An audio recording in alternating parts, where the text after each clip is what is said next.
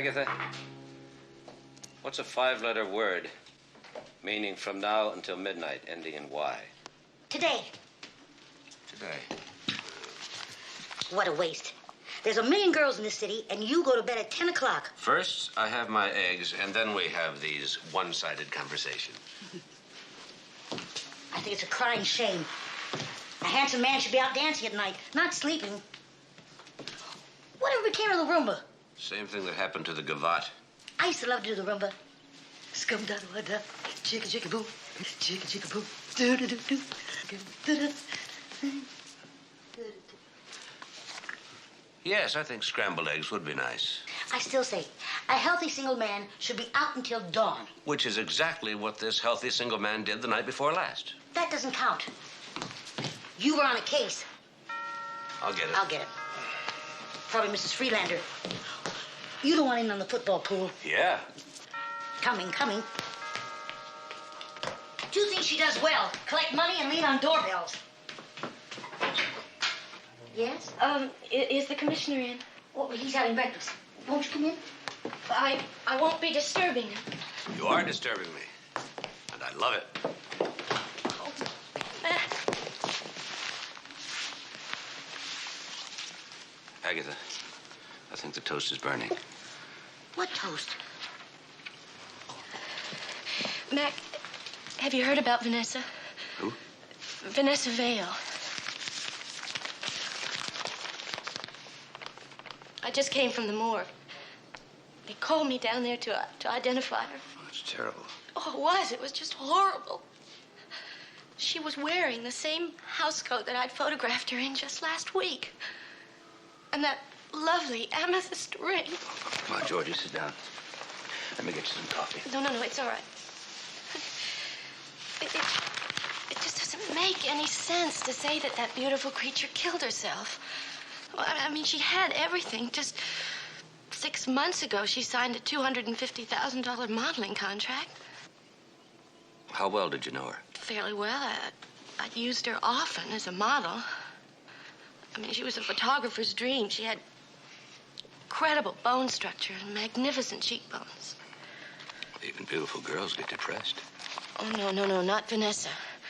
But I mean, she would get depressed, yes, but she just wasn't the type to jump off of a building. After every suicide, somebody is bound to say he or she wasn't the type. Yes, but Mac, this isn't just somebody saying it. This is me, Georgie.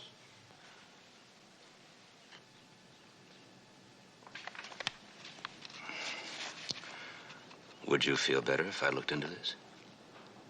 Would you? Well, do what I can. Oh, you're beautiful. If I find anything, I'll let you know. All right, at lunch today. Oh, well, no, I don't think I can. Oh, no, you can pick me up at 1:30. Oh, you are a darling, Mac. I just knew that I could count on you. Poor Vanessa. Thanks, Mac. I'll see you later. How did you ever let that one get away? I'm beginning to wonder that myself.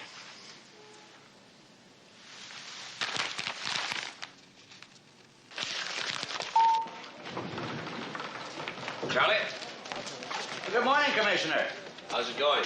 Terrible. I've gained 5 pounds in 2 weeks. That's known as the executive syndrome. Well, I never knew the paperwork could be that fattening. What are you working on? The Vanessa Vale case. Gotta see what you have. Sure. Come on in. It's almost closed. Commissioner, would you care for a dietetic sour ball? No, thank you. I'll have one of these. It keeps your mind off of smoking, sir. Thank you. The Vanessa Vale case? Well, there isn't much to tell, really. Chief Paulson's pretty sure it was a suicide. Well, I know somebody who would argue that one. Somebody a lot prettier than Chief Paulson. On the other hand, Chief Paulson is a commanding figure in his own right. What about the Vanessa Vale case? Oh, just wondering. Well, you don't have to, Commissioner. It's under control. What's holding up the medical examiner's report? I was just getting right on that, Chief. If you don't stay right on top of them, nothing ever gets done. Well, it's a good thing we got you, Chief. But are you sure it was suicide? Commissioner, take my word for it. The lady's boyfriend gave her the brush off. She got depressed, took a dive. Simple. What about the apartment? Any sign of forced entry? Not a scratch. And, no note. But they don't always leave notes. Time of death established? 3 eyewitnesses and a smash wristwatch. Lieutenant? Yes, Chief. Right here, sir. No, that's pretty conclusive. On or about 12:20 a.m. I'll have the rest of it nailed down before noon. What about the lady's boyfriend?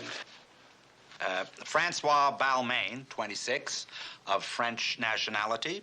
Seems to be an avant-garde filmmaker when he's employed, which he isn't right now. Let's see. 2 arrests for vagrancy, 1 for marijuana. Oh, and wanted for a deportation hearing.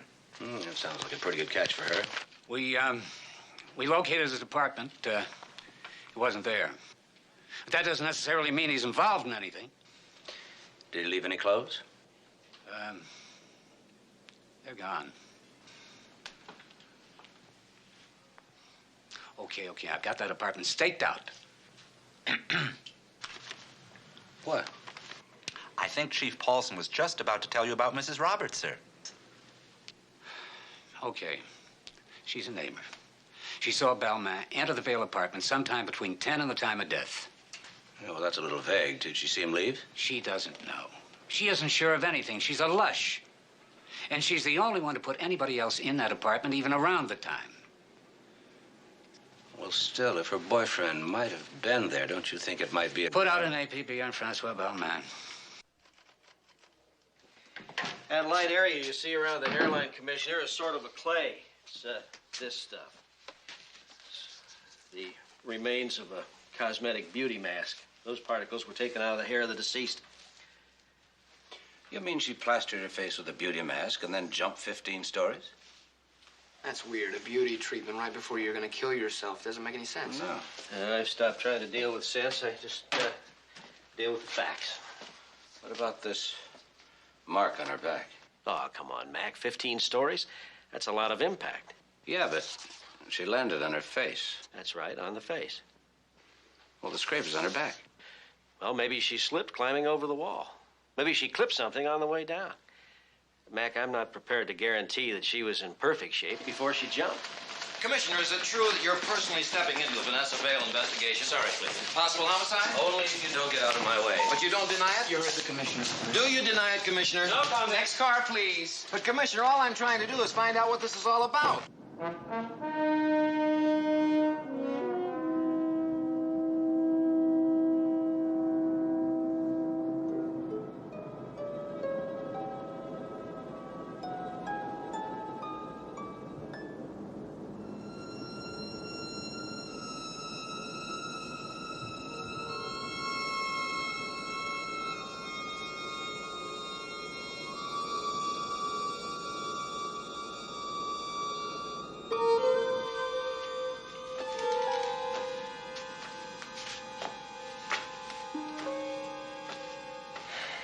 She landed 47 feet from the building line, which means that she must have gone out about right here.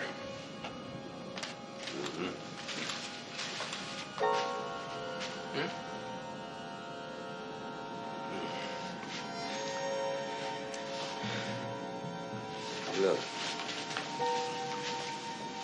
What? Glass. Remember watch crystal I'll bet you. You got some to play? Oh, yeah. Yeah, we'll check that out at the lab. Now, if it is... Yeah. If it is her watch crystal, how does she jump over and smash her watch at the same time? You're asking me. I don't know. Now, look at this. This plant holder. I'll bet that's what she hit her back on. Yeah? Look here. Hits it like so. Right. Smashes her watch right here. Uh-huh. And goes over backwards. It's very possible. You don't jump over a balcony backwards, you get pushed over. Now all we have to do is prove it.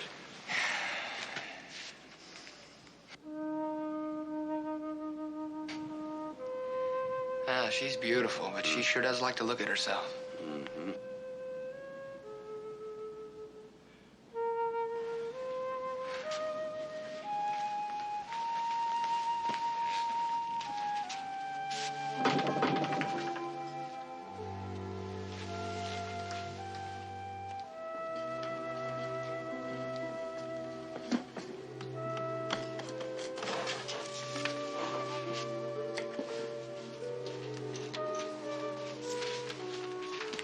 this? Expensive. Look. Test shots, Vanessa Vale. Photography, FB. Francois Belmont. The boyfriend. We ought to run this stuff. Look, here's a projector. All right. Straight? Yeah.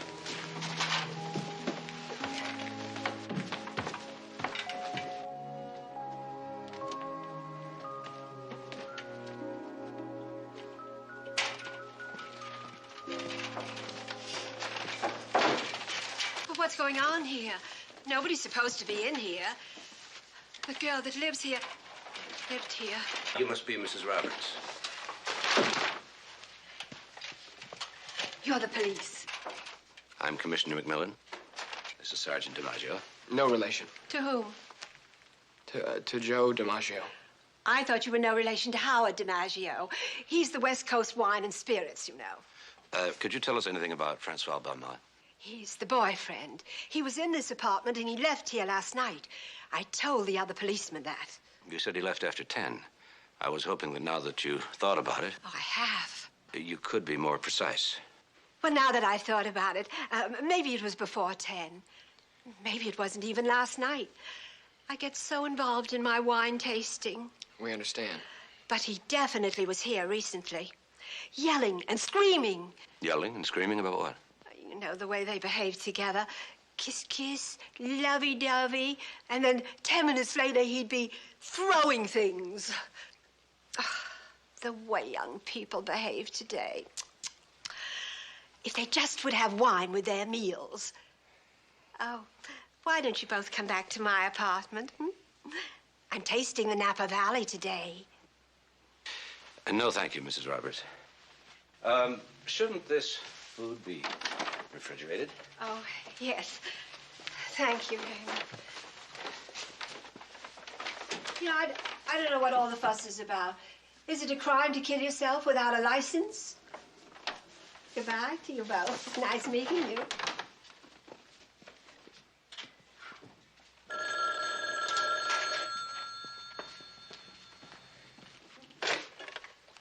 Hello. Oh, hi, Lieutenant. Yeah, it's Lieutenant Enright. Yeah. Uh-huh. Okay. Yeah, I'll tell him, Lieutenant. Bye-bye. Sir, it's about Francois Belmont. He's up in a flea bag on Union and Polk Streets. And there's some guy there with him now. A black and white is on its way.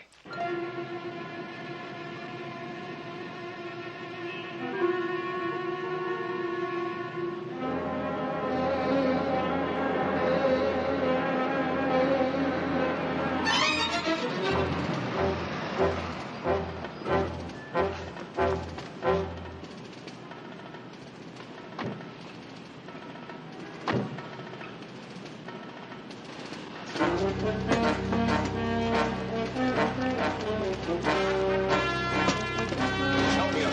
Take the stairs.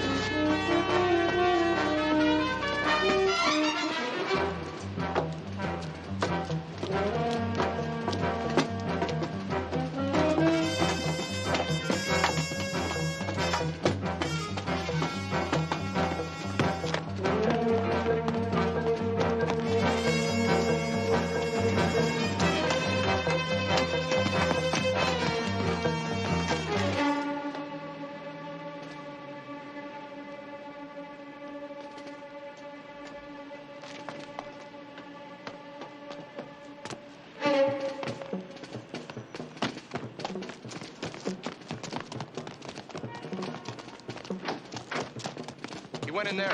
Go back down and head him off.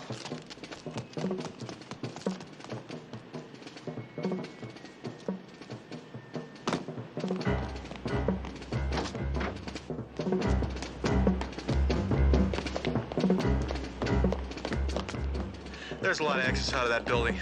I don't know where he went. Uh-oh.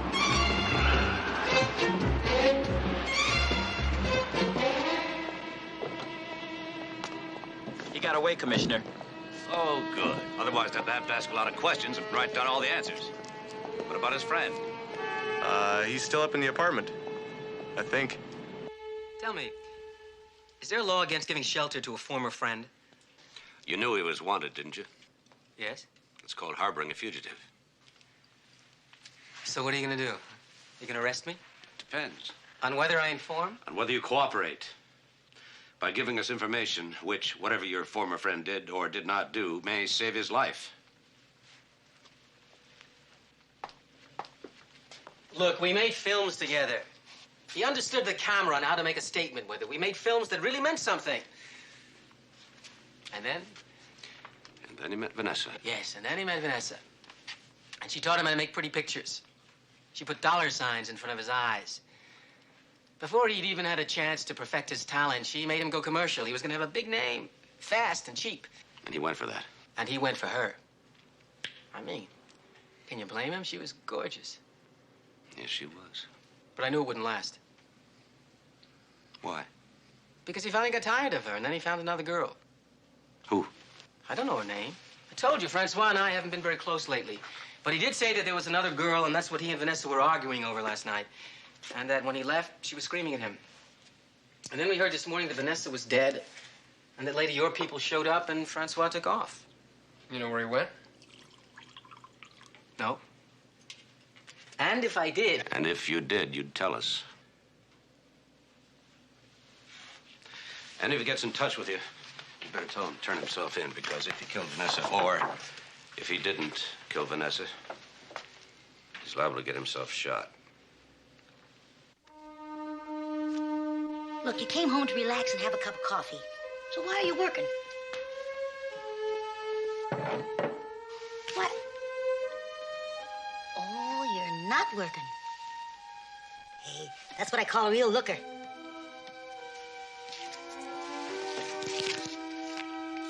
That's Vanessa Vale. Mm-hmm. Do you mind if I give you a little advice? Gonna get some, aren't I? Go after a live one.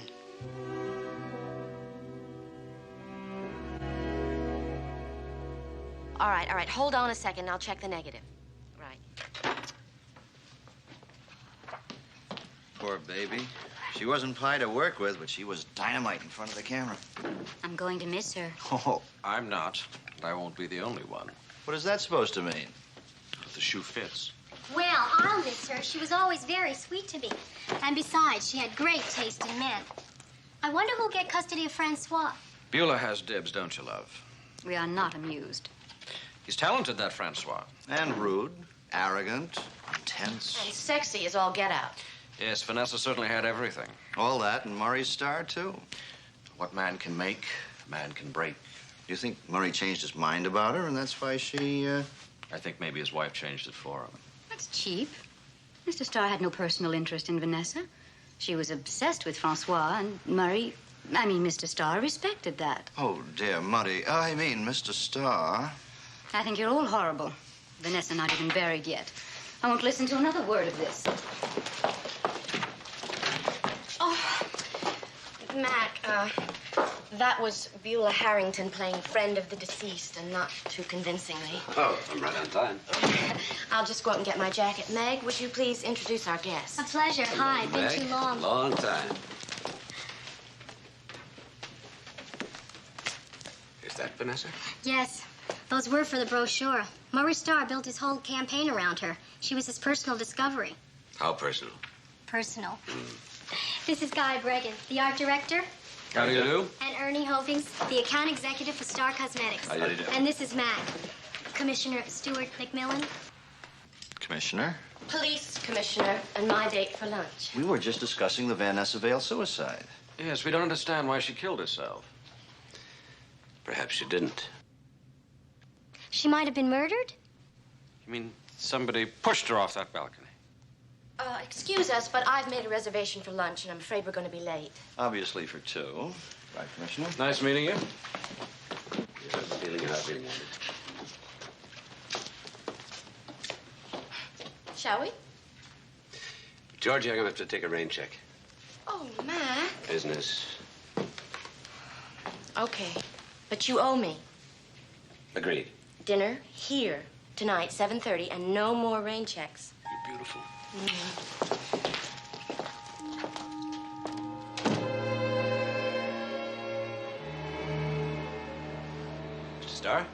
Commissioner?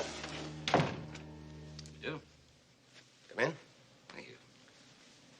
You're here about Vanessa. Yes, you were close friends, weren't you? People say I created Vanessa. I invented Vanessa. I fashioned her in all her beauty out of a naive, untutored young woman. We became good friends. Of course, she had other friends. How she fixed her enemies? None that I know of. Does it have to be an enemy? What about a burglar, housebreaker? No, that's unlikely. A burglar would have stolen her jewelry. There was expensive photographic equipment. Balmain stuff. Do you know him? I told you she had other friends. Francois Balmain was one of them. He photographed her well. She never realized it was impossible not to. I take it you don't care for Mr. Balmain. More important, I knew he was bad for Vanessa, wasting her time, her talent. The irony is that yesterday at lunch, she finally saw the light. She was going to break up with him. Say, you don't think that I had anything to do with it? How does your wife feel about Vanessa? A good question. I wish I could answer it. I never asked her. And she never volunteered. My wife and I have an understanding. We respect each other's identity and each other's associations. Very progressive. Still, I'd like to talk to her. Why not, as soon as she gets back from Caracas? She left last Friday. I take it she wasn't here then when... how about you, Mr. Starr? When Vanessa was killed. Aren't you supposed to read me my rights before? Well, you do have the right to remain silent in the event that you waive... Forget it. I was taking a drive last night. After midnight? Some people do drugs, some do booze. I do driving late at night. It relaxes me. You stop any place? I never stop anywhere. Not even for gas? You know, you're right. I did stop for gas. Where? Just off the Bayshore Freeway, I guess. You guess? I didn't write it down. No, of course not. Thank you, Mr. Starr. We'll, check it out. I'm sure you will. Unless, of course, there was somebody with you to back up your story. Sorry. You were alone. I sometimes am. Do you remember this one? You were a lot younger then. You weren't. You're sweet. You know, that was the first picture that I ever had published. I guess you were lucky for me. Come a long way, Georgie. I hope you're in the mood for ceviche. Huh? Ceviche. It's raw fish. Don't you like raw fish?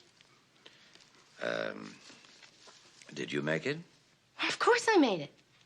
Then I'll love it. Good. Then I'll eat the steak.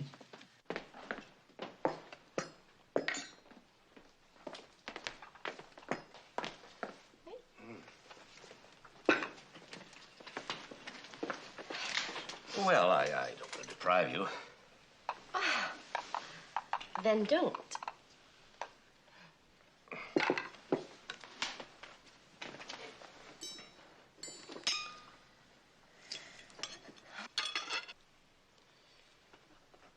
Cheers. Oh, Mm. It's good to see you laugh. I haven't much today, have I? Vanessa's death hit you pretty hard, didn't it? Yeah, I still can't believe she's gone. Makes me look at everybody in a funny way. Hate myself for my own suspicions. Well, Beulah, for instance. Oh, Mac, this is shameful, but she seems to be the only one. Well, I mean, she's going to get Vanessa's contract. I don't like to say it, but... You mean Beulah is the only one who will benefit from Vanessa's death? Yeah. $250,000. Tons of publicity. And the way I hear it, a new patron. New patron? Murray Starr. Did Beulah have anything to do with Francois? Oh, no, never. But that wasn't Beulah's fault. Anything that was Vanessa's, Beulah wanted.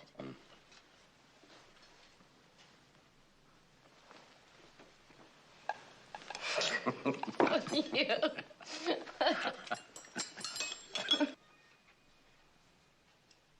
Mac, what are you thinking about? Don't say it's me. It's not you. Oh, what a terrible thing to say. It's her, isn't it? With those eyes. What's behind those eyes? Oh, there's everything behind those eyes. That's what made Vanessa what she was. It's not all there in those stills. You'd have to see the way she smiled, the way she moved.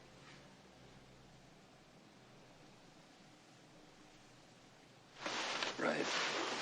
Where are you going? To the movies. Great. You know how long it's been since I've seen a good film? Alone. What? I won't be long. Will you trust me?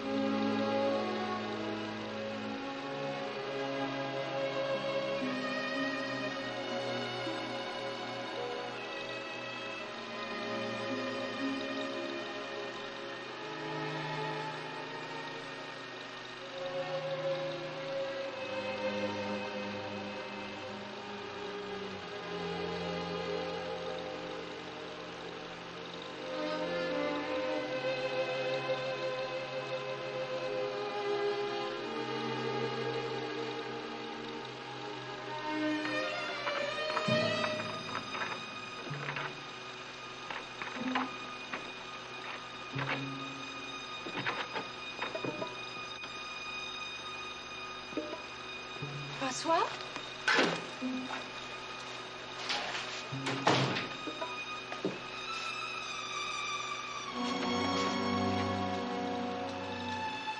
Please, don't hurt me. Take anything you want. Vanessa? Who are you? What are you doing here?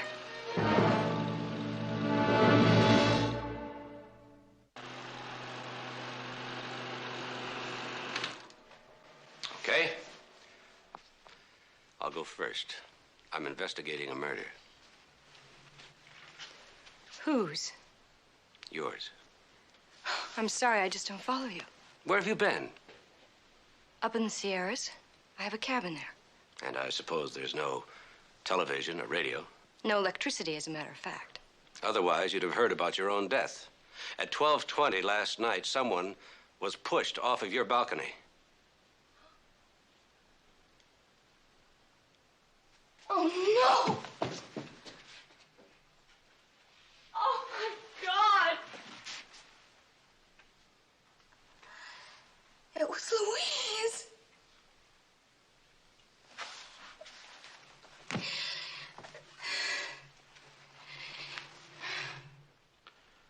Who is Louise?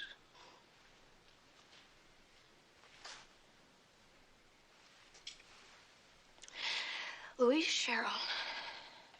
She's my best friend. She's a travel writer. Whenever she's in town, she stayed with me. Could she have worn your clothes? We shared all the time. But who would want to kill Louise? Maybe nobody wanted to kill Louise. But somebody.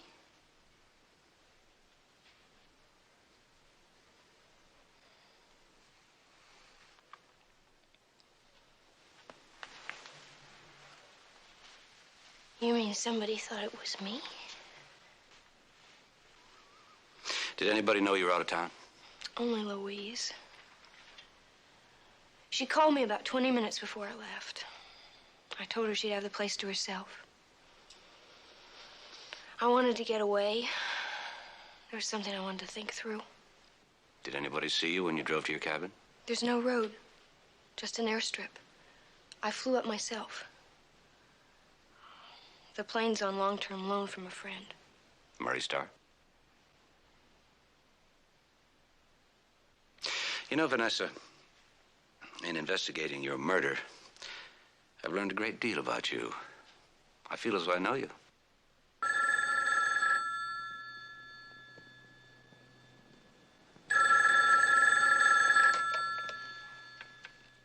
Yes?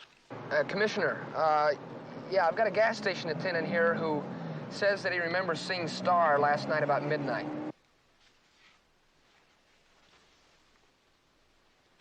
Was he alone? No. No, according to the attendant, he was with a dynamite brunette. He's sure it was Starr. Well, he identified his picture. Okay, thanks.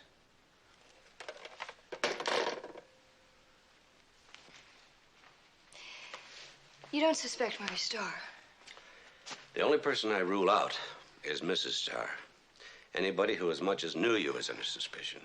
Guy Bragan, Ernie Hoving, even Georgie? No. But if you want a candidate, try Aaron Leacock. The director, he hates me. Let's talk about Francois. Francois. He's got to be told I'm all right. Have you talked to him, too? No, but I've tried. He's on the run. But why would he? Usually people who are on the run have something to hide. Or if they're afraid someone will suspect them. Francois' no angel, Commissioner. But he's no killer. He does have a criminal record. And we had a fight last night. What about? The usual. Marriage. He wanted to. I didn't. Then he told me we either get married right away or we split. That's why I wanted to go away and think it through. It's all my fault. If I hadn't gone away... Well, we gotta get you out of here. Somebody, we don't know who, thought he killed you. Killed your friend instead. But he or she doesn't know that. I'd like to keep that advantage. I want you to play dead. Hide out, disappear. Hide out? Where? Back at my cabin? No. Back at my cabin. Agatha! Agatha! Hi, Commissioner. Take your coat. Oh.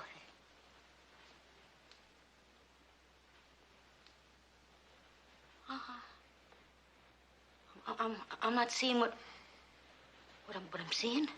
You are seeing. But you're not telling what you're seeing. Nobody's to know she's alive. Vanessa. Now, she's going to be staying with us for a while. I want you to prepare the guest room.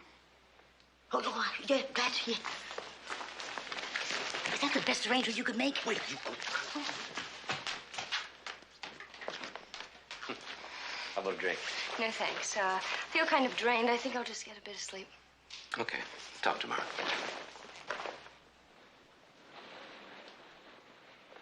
Vanessa. Did anybody else beside Louise have a key to your apartment? Francois.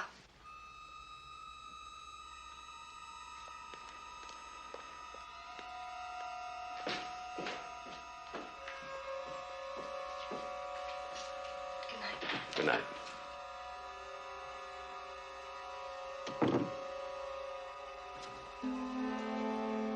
Still not right. The drape isn't hanging properly. Can't you see it's loose in all the wrong places? Ugh, not that tight. Now I can't breathe. It looks awful. Miss Harrington? Yes? Commissioner? Ma'am, do you think you could stick pins into somebody else for a while? I could, but my heart wouldn't be in it. Miss Harrington. Call me Beulah.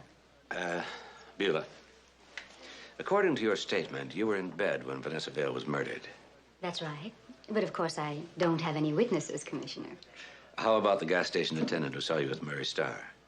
In my bedroom? No, at the station. You do remember being out with Murray Starr, don't you? I'm not sure. You're not sure whether you were in your own bed or out driving around with Murray Starr? It's very interesting. Because you were at a gas station not far from Vanessa's apartment somewhere around midnight. Vanessa was murdered at 12:20. You don't think I... You can't possibly. When all else fails, Beulah, try the truth. Yes, I was with him. But we never went near that building. And just because we were together doesn't mean there's anything between us. I got this letter, and I called him because I thought he ought to see it. That's why we were together that night. What kind of letter? A letter accusing me of having an affair with Murray Starr. It was a threatening letter. Of course, it wasn't signed. No, but I was pretty sure who it was from. Murray Starr's wife? Mm-hmm. Murray tore it up and threw it away. He said I should just forget it. He told me they had a very progressive relationship. That's what Murray always said.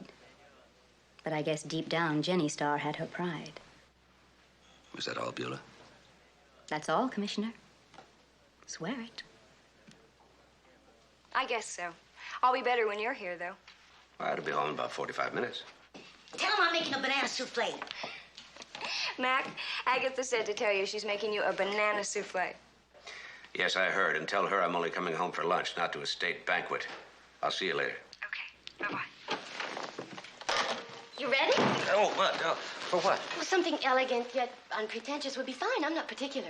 Oh, lunch. Yeah, our date, remember? Well, Georgie, something's come up. Oh, well, you can tell me about it over my lobster salad, darling. I'm starved. I've got to cancel. I've made an appointment. Oh, it must be terribly important. Break it. I can't. Oh, now, Mac, what business could be more important than me? Oh, Georgie, you're not being fair. No, of course I'm not. But good little sport that I am. Why don't I drop you off? Oh, no, it's way out of your way. Besides, I have my own car. Thanks. Oh, no, it's no trouble at all. Where are you going? Georgie, I'm going home for lunch. Oh, how quaint. How marvelously old-fashioned of you. Well, I'll tell you what. Why don't I go along? I said it was business. Yes, I know what you said. And now you listen to me. I called Agatha a little while ago because I wanted to find out your favorite restaurant around here so I could surprise you and take you to lunch. And she hemmed and she hawed, and she finally told me not to bother because you wouldn't be able to make it. And the way I piece it together is that you've got a romantic little tryst waiting for you back at your apartment during my lunch hour. And don't try to tell me about her, Commissioner. I don't want to know. What was that? Oh, just a little attack of jealousy. Well, I guess it's nice to know that somebody cares, sir. Oh, thank heavens you're here. I've been trying to get you all day. Your banana souffle fell. She's gone. Vanessa, gone.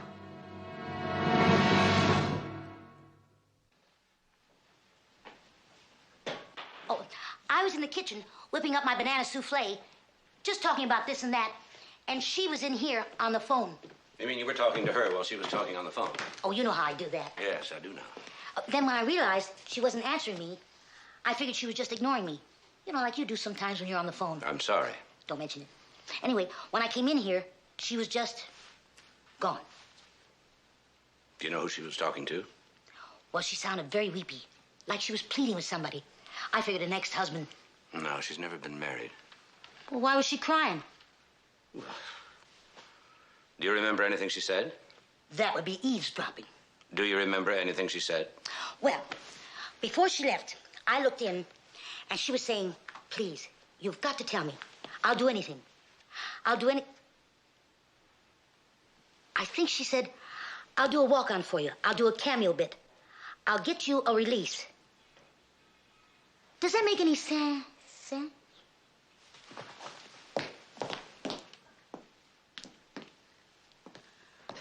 Come in. No, financing is no problem. And we'll have a Arnold, I'll talk to you later. All right, what do you want? Congratulations. On what? I hear you're going to make a picture. Vanessa going to be in it? Maybe. Wrong answer. You're supposed to say, are you crazy? Vanessa's dead. You knew she's alive, didn't you? You knew we were investigating a murder. Why didn't you tell us? I didn't tell my mother either. Withholding information? Harboring a fugitive? Adds up to a felony. Now, if I make one little phone call, you won't make your picture for quite some time. Where's Francois? I don't know. He calls in every now and then, but he never tells me where he is. And that's the truth. DiMaggio, any messages? Oh, yes, sir. A lady called here for you.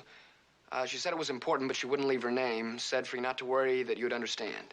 And of course, she didn't say where she was. No, sir. But wherever it is, there was an engine in the background.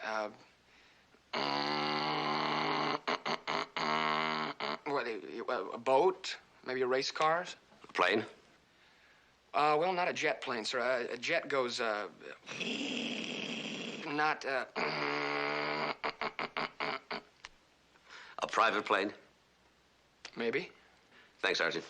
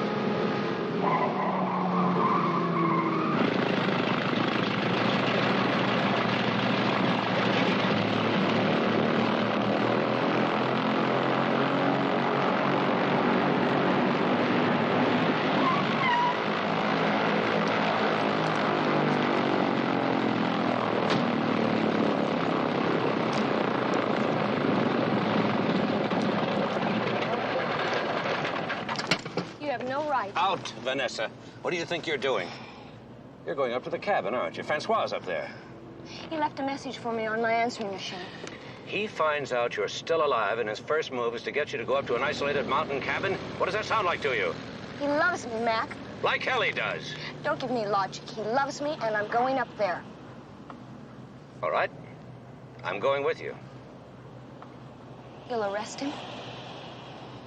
I'll talk to him first.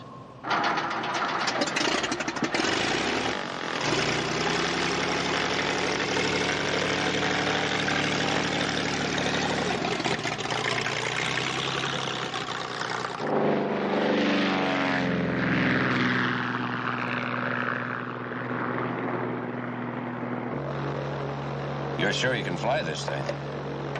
I'm the Red Baroness.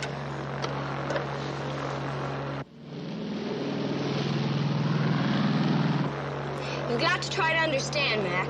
Francois is hiding because he's afraid that the police will try to connect him with Louise's death. Did he know her? Well, they'd met, and he knew me, and he does have a police record.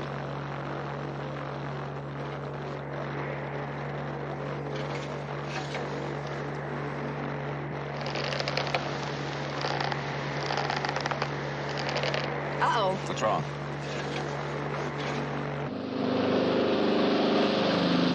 Elevator's gone. We've lost up and down control.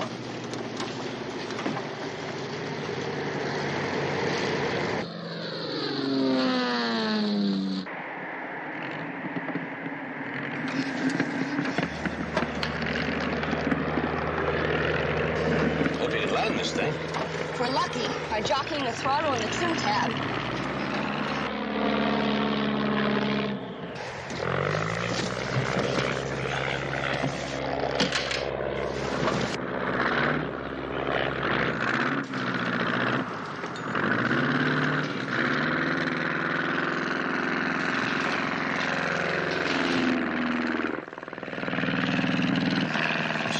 any good. Landing's the tough part.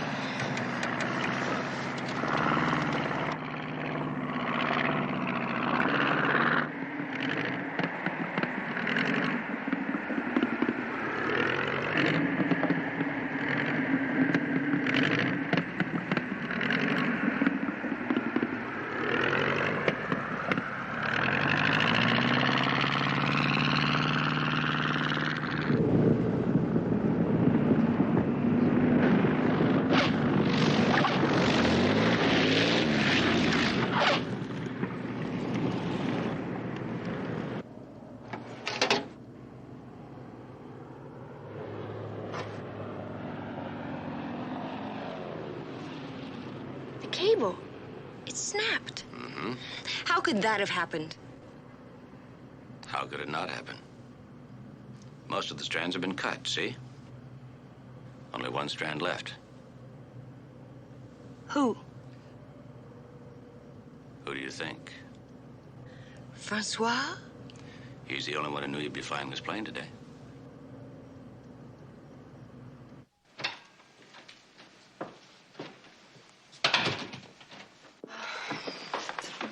Mac, I'm sorry about today. About running off without telling you.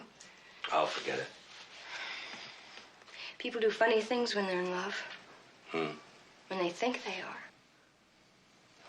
I don't know what to think. Why don't you get some rest? Okay. Good night. Good night.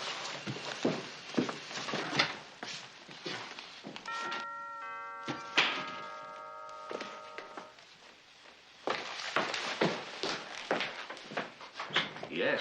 Mac, I'm sorry to come barging in on you like this, but I just hope that you'll forgive me. Oh, nothing to forgive. Oh, well, then you're not angry with me for that dumb little tantrum I threw. Of course not. I didn't have any right to do that, did I? Why don't we talk about this tomorrow? I've got a lot of things I have to do. Georgie!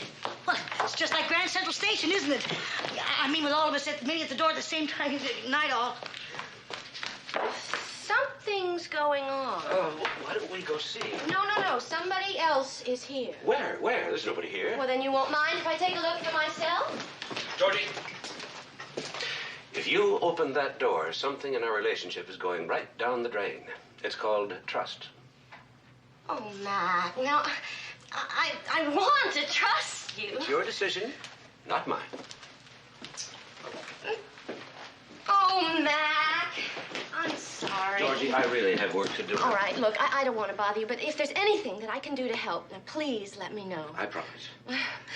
Well, it was a lovely evening, even though it didn't last long. Good night. Will you call me tomorrow? I promise. All right. Oh, Georgie, you finish shooting your campaign With Beulah? tomorrow, don't you? Right. Well, why don't you have a party? Invite all your friends. Nothing elaborate. Well, sure. What time? Oh, 5-ish. Let's make it a cocktail party. Right, done. Terrific. Now, you sure that you don't want to tell me what all this is I'm about? positive. Good night. Good night.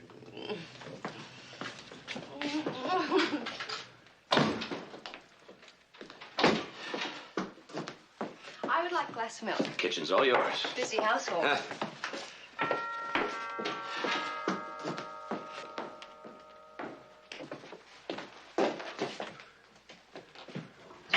Mac, I just wanted to tell you how happy I am that I never opened that bedroom door. Good night, Georgie. Good night. You better get out of here before I change my mind. Good night. Good night.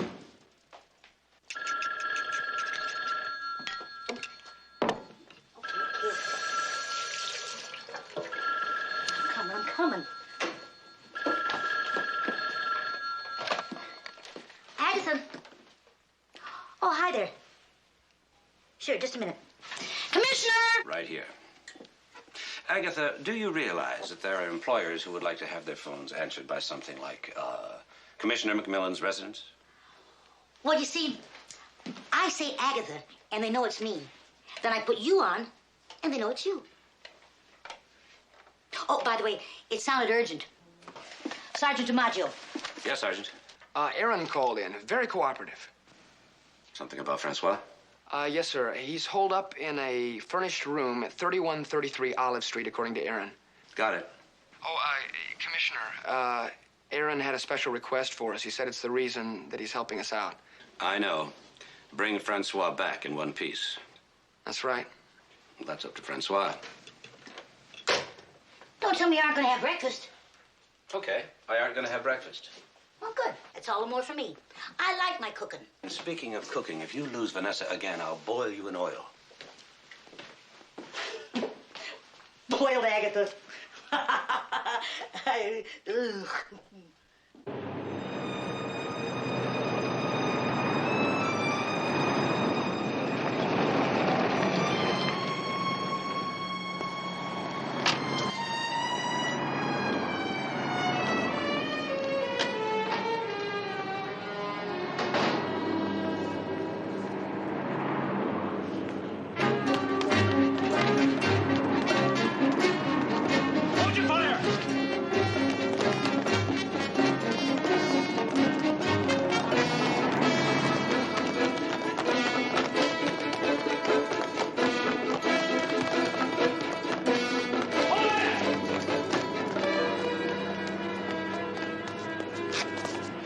Read him his rights.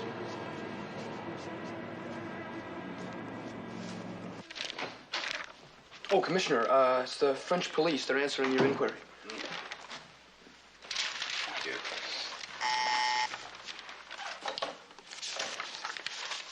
Send him in, please.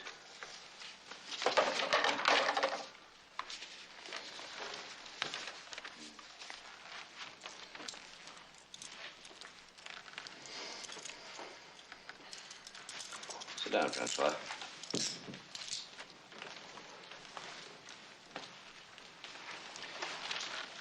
This telex is about you, Francois.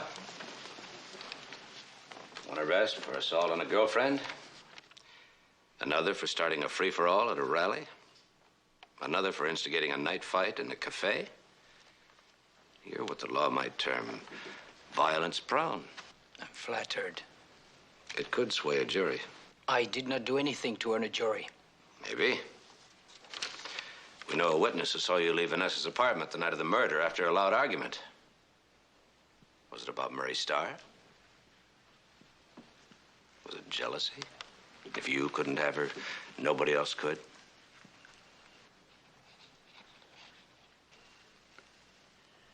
Sir, did you... No, here. Huh? Suppose you left Vanessa's apartment and then came back and found her on the terrace. That was your opportunity. You could push her over the railing. When did you first find out you killed Louise, not Vanessa? I did not kill anybody. Where were you yesterday morning? You were supposed to be with Vanessa up at her cabin. You were the only one who knew she'd be flying. You cut the cable on her plane. That's a very interesting story, Commissioner. Don't waste it. Sell it to the television. Well, if I'm wrong, you could straighten me out. Would you believe me? Would you believe a violence-prone, marijuana-smoking foreigner who does not conform to your bourgeois mentality? Try me. Believe what you want. You will anyway. All right, Francois, thank you. Meg, babe, you better get upstairs and get ready. But they're early. I know. Murray, darling, you're early. But I'm so glad that you could make it. It needs to be made right now as a drink. Oh, fine. The bar's right over there. You look stunning, Beulah. Thanks. Murray's pleased with the proofs. Oh, I'm so glad. Do you know, Georgie, they're not as good as the ones you did of me way back when. Oh, but darling, I was younger then.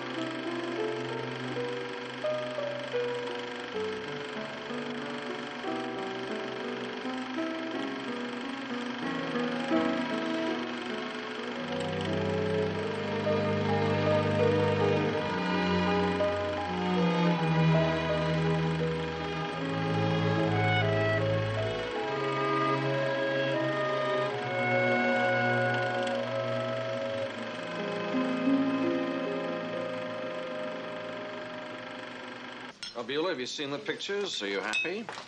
Well, frankly, I've been shot better. Next time we'll shoot you with the Colt 45.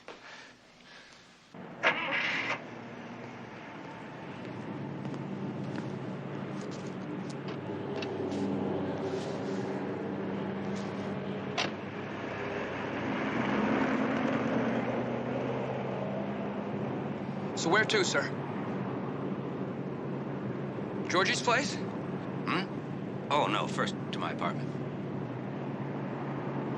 Are you getting taller, or is it my imagination? Oh, no. It's just the cushion. I had a rough time getting the department to issue it, but I told them it was for your comfort. Your pillow is for my comfort. Well, it's true in a way. You see, it's tough for me to drive with the seat pushed all the way back, and if the seat is not pushed all the way back, then there wouldn't be enough room for your legs. Oh. So if I sit on a cushion, then we're both about the same height.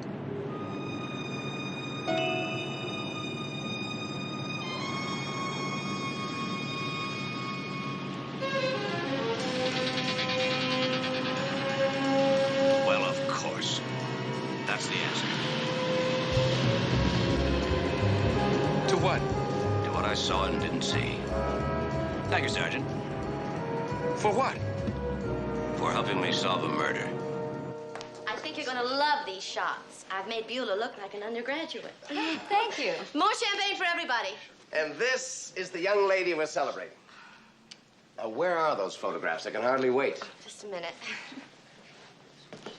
Meg, how we doing? Coming right up. Guy? Right, love.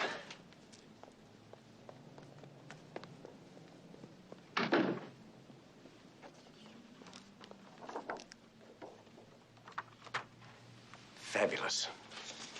Sensational.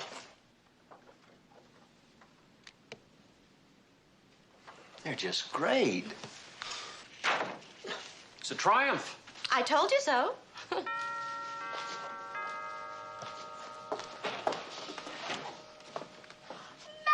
darling, what a surprise. Am I overdoing it? Just a little bit. That's me, all right. I'm sorry to ruin your party. Hello, Mr. Starr. Commissioner? Afternoon. Very nice. Thank you. Hello. Commissioner? Hi. But I did bring somebody to liven it up. Will you come in, please?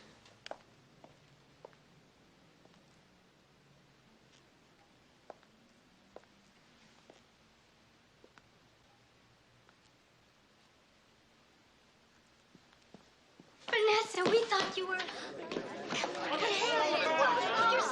Vanessa, this is your idea of a great show. It was very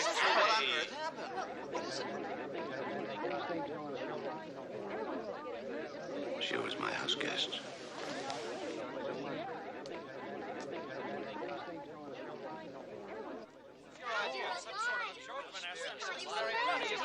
Just had to sign another girl to a contract.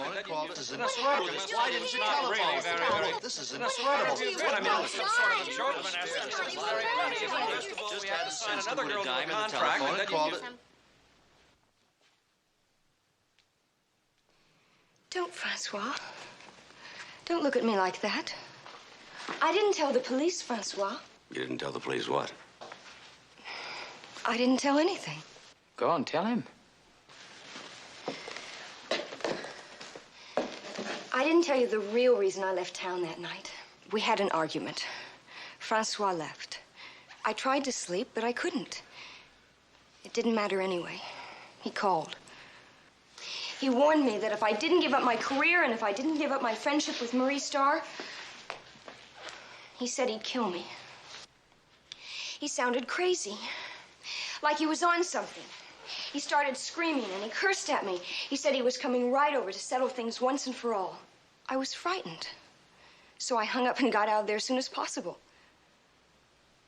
But he came back, and he killed the wrong person by mistake. Lies. Lies. She's gone mad. When I came back, you tried to kill me again. You cut the cable on my plane. How can you believe that?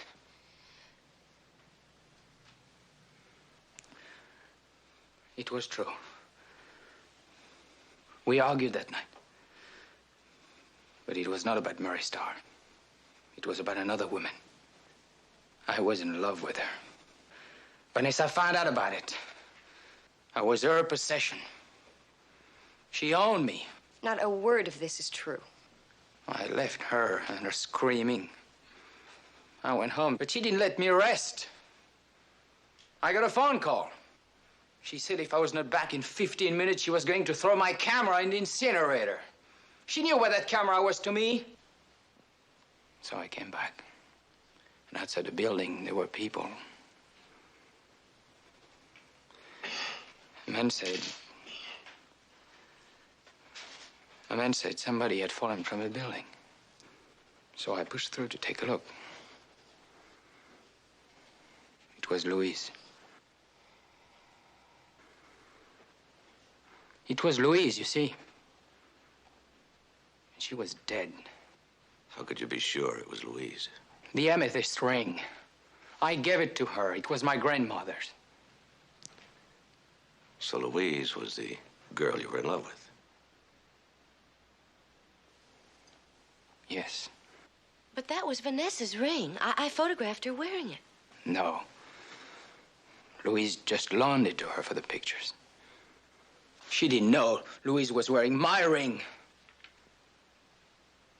So you saw Louise, the girl you were in love with, dead, lying on the sidewalk, and then you just turned around and walked away? All I could think about was myself. Saving my skin. Somehow I knew that she didn't just fall. That it could not have been an accident. That she had been pushed over that balcony. And I knew I would get the blame for it. My fingerprints all over Vanessa's apartment. My police record. Yes, I ran. For all the wrong reasons. But I am not a murderer. He's lying. I never knew about him and Louise. How tall are you, Vanessa? 5'4". 5'4". I'm 6'4", and yet when we sat in the plane together, our heads were the same level. Maybe the seats are different. No, you were sitting on a parachute. I always do. No, you don't. Because in the movie that Francois shot of you, you weren't wearing any. I'm a very good pilot. I know. And a parachute, Mac, they're not really required. And anyway, the straps wrinkle my clothes. Why were you wearing a parachute when I flew with you? I don't know, I just did. I'm saying you plotted to get rid of me. After leaving all your little clues lying around, you knew I'd show up at the airport. You were waiting for me. No, you wore a parachute because you cut the cable yourself. But you didn't know how long it would hold. Suppose it gave out when we gained higher altitude or flew over the Sierras. Then you'd have jumped and I, without a parachute, would have been killed. Mac. It's not difficult to explain. After all, I did insist on going with you. Very clever. You can't really believe this. Why would anybody want to kill me? Was I getting too close? That got me to thinking. Why did you leave those beauty mask instructions on the mirror? You didn't need them.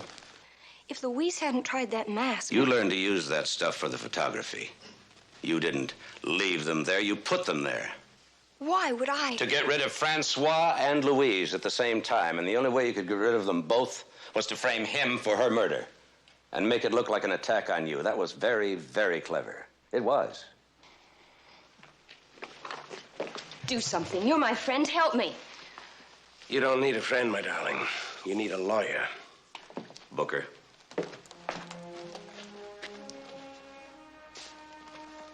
Thank you.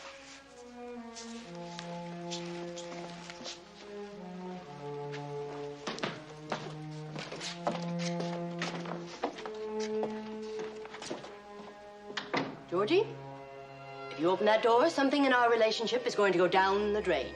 It's called trust. Mac, now why couldn't you trust me? I trust you with my life. Well, then why couldn't you tell me about Vanessa? Because a good cop keeps his mouth shut, especially to over-inquisitive, gorgeous blondes. Here, I need a drink. No, you've had enough. No. Well, then you knew Francois wasn't guilty, even before you got the two of them together for that little showdown? I found out 10 minutes before we got here. See, we were riding in the car. And... Yeah. Don't ask. If I can't have another drink, how about something to eat? I'm getting hungry. I've got couscous cooking. Huh? Couscous. Sounds plural. Vanessa, wait. How wrong can you be about somebody? Well, I suppose the only thing that matters to me about a woman is her cheekbones. Now, with men, it's different. I think I'll shoot you photographically. Oh, that's a relief. Let's set up a date for a session. How about next Wednesday afternoon? Do you work at night? Oh, beautifully.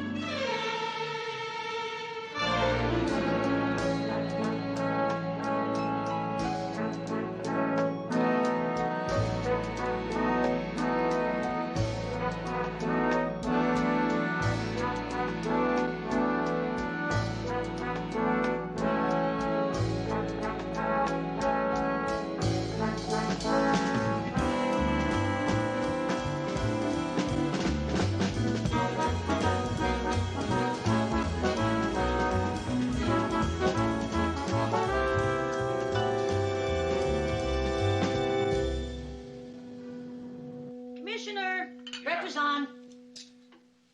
I've only got a minute. My office is knee-deep in paperwork. I've got an appointment at 11 o'clock I can't miss. And I'm sure I'll hear from Jeremiah again. If you go out that door today, you're crazy. Why? I just read your horoscope, and it's a very bad day for Scorpios, especially if their moon is in Taurus. I don't believe in any of that. Well, why not? Because I'm a Scorpio. And Scorpios are skeptical.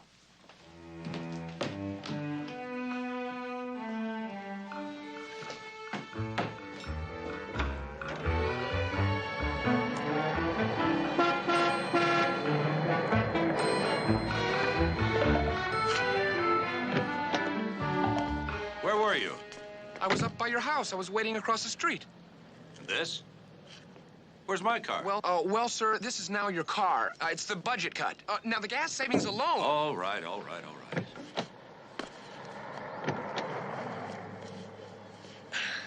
right. There. Let me... There. See, it does. Good. The next cutback is going to be the size of the police commissioner.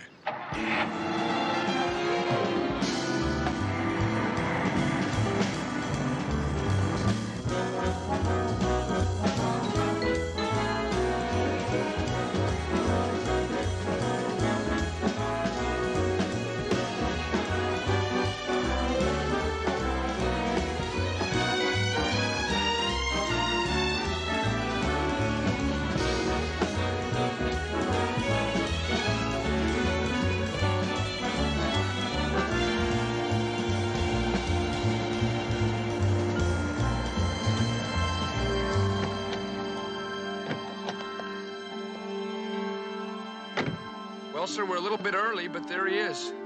Wait here. I told him I'd meet him alone.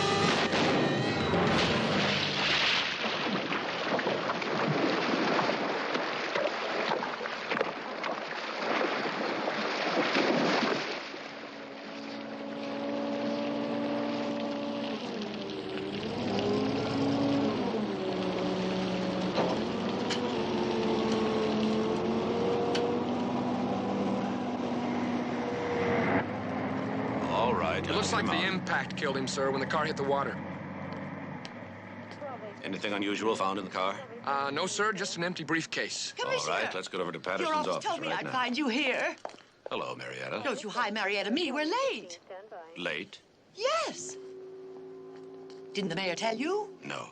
He told me I was to drag you there if you didn't come of your own Marietta, free will. I'm investigating a murder.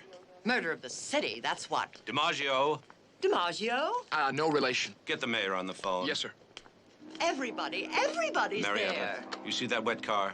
We 200 just pulled it. people I are don't waiting care if there's for you. 2,000. Sir, the mayor. Bill. Tell him I'm here. Will you tell Marietta Galway I can't possibly... Of course you can. You can do anything you want to. You're the commissioner. I can't. The key witness against Patterson just went in the drink. Oh, Bill is a dear, but just hang up. Shh. Then get the deputy mayor to take her 200 problem. people are waiting for him. Bill, listen. DiMaggio. Must be a member of the... All right. Oh, Stuart, come on. I've got the taxi waiting. DiMaggio. Yes, sir? I want that car checked in the lab from stem to stern.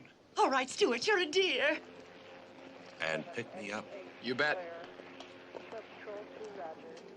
The impending destruction of the historic old Sanders Street public market to make way for a police station. Oh, I'm very happy to present Commissioner Stuart McMillan, our police commissioner. No, I'm not. It's all his fault. If the police commissioner hadn't thrust a dagger into the heart of the city and twisted it around, Commissioner Stuart McMillan. All of you love San Francisco, old San Francisco, and so do I. But new San Francisco is rising like a fine souffle. And you can't make a souffle without breaking eggs. But you don't need to break the hearts of all. Now, if you'll look at that map over there, you'll see that the only place large enough for a police station in the 5th precinct is, I'm sorry to say, that old market.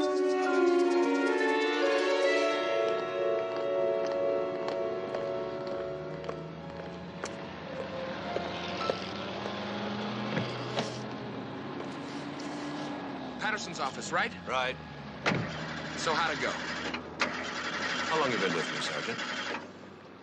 Oh, about 3 weeks, sir, ever since Sergeant Enright became Lieutenant Enright. In another 3 weeks, you'll know that when public relations gets in the way of police business, you won't have to ask how it went.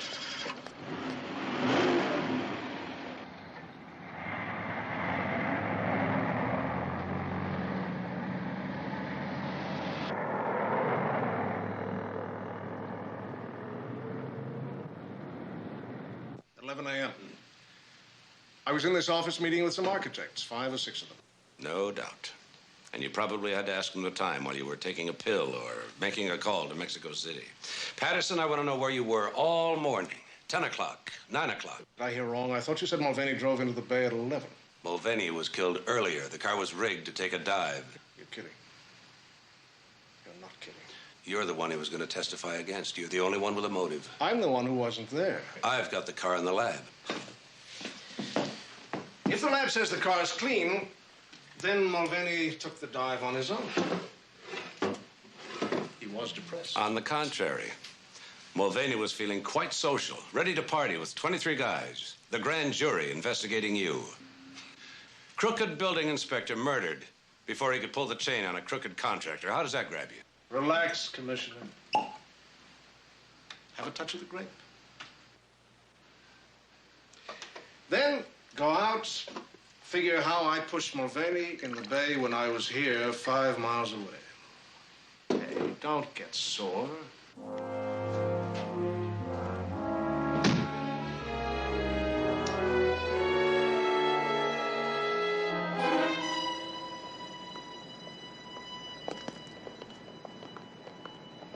Call the man a murderer, and he offers me a drink. Sir, I want that coroner's report, and Yes, I want to go over that car personally. Right away, sir.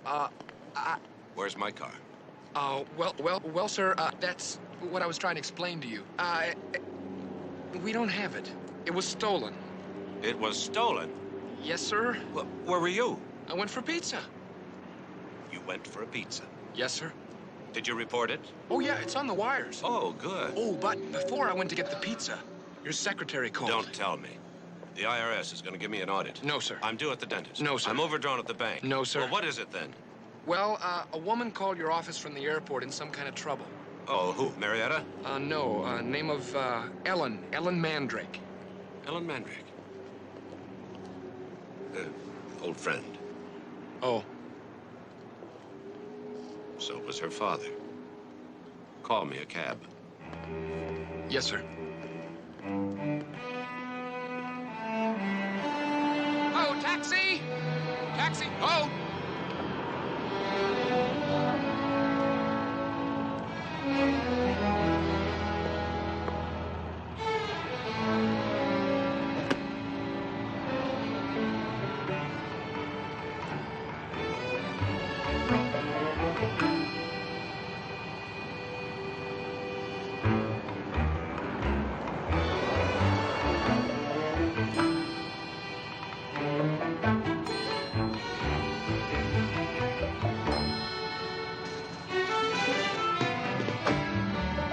Bye.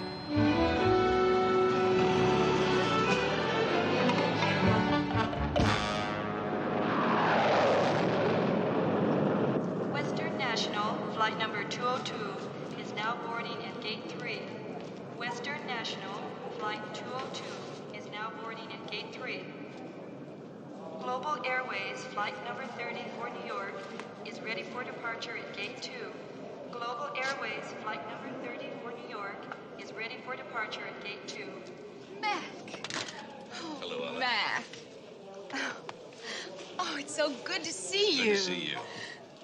You look okay, are you?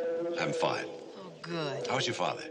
Oh, he's just fine. He talks about you every now and then. You know, I think you were his favorite student. I know he was my favorite teacher. Oh, he'll be so pleased that I ran into you. What a coincidence. Coincidence? My secretary called, said you were in trouble. No, having trouble finding a hotel room. Oh. I'm in town for a trade show, and, well, I thought maybe you might have some... Oh, Mac, I didn't mean for you to come all the way out here. Not at all. You're the first good thing that's happened to me all day. Thanks. Do you think maybe you could make a phone call to the hotel? You mean, would they have room for the commissioner? Maybe. Oh, You. Here. Thank you. Western National, flight number 64 for Hawaii, is now arriving at gate 5. You know, I don't recall your father ever calling a hotel room when I stopped at your doorstep with my sea bag and $3 in my pocket. Agatha, me. Make up the spare room. Oh, no, Mac. Can, and I insist. Not yes, for a we have a whole guest. We'll be right there. Bye. You're a dream. And you always were. You and Sally. Where's your luggage? Here.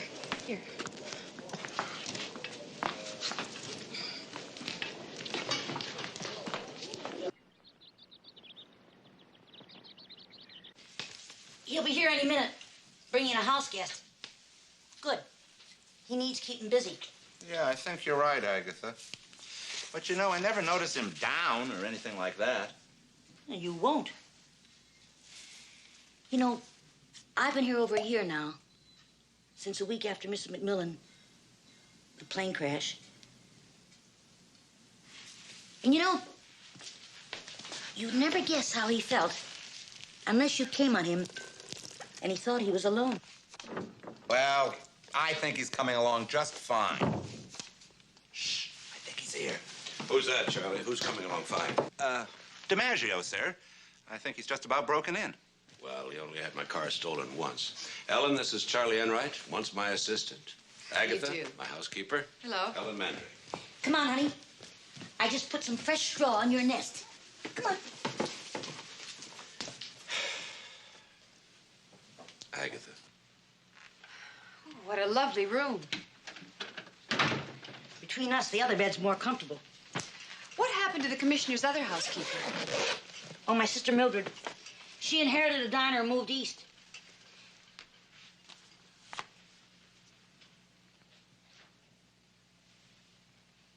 What do you do?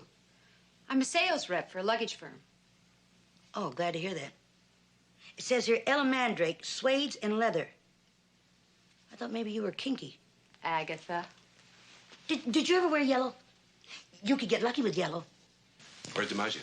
Oh, he's out tracking down your car, sir, so I came over with the autopsy report on Mulvaney. Mm-hmm. Oh, and there was a phone call from that weirdo, Jeremiah. Oh, yeah. Don't you want me to do something about that, sir? No. Waiters get bunions. Police commissioners get threats. This report is inconclusive. Well, it says that Mulvaney didn't drown, that he was killed by a blow to the head. Now, that supports your theory, according to DiMaggio. Theory? That car whipped right past me, and that man looked dead, which is no evidence. Doc Baines says he died from a blow on the head, which could have happened when he hit the water or before. And unfortunately for my theory, the crime lab says the car was not rigged. Absolutely normal. But you and DiMaggio saw the car start up, drive toward the water, with no one around it. Which, added to an unrigged car, means that Mulvaney was driving. Now, how does a dead man do that? How did Patterson manage it? I don't know, sir. But we'll figure it out. You'll figure it out, or you and DiMaggio will figure it out. How's DiMaggio doing? Oh, he's just fine. You really picked a good one. Well, that's terrific. Don't you like your new job? Assistant chief of plans and personnel? Oh, sure I do. Challenge, responsibility, money, a desk. It's a little lonely at the top. I really wish I was back here working with you, sir. Yeah, we had a lot of laughs. Exciting times. We all miss you, Charlie. No, I miss you. Ditto, darn it.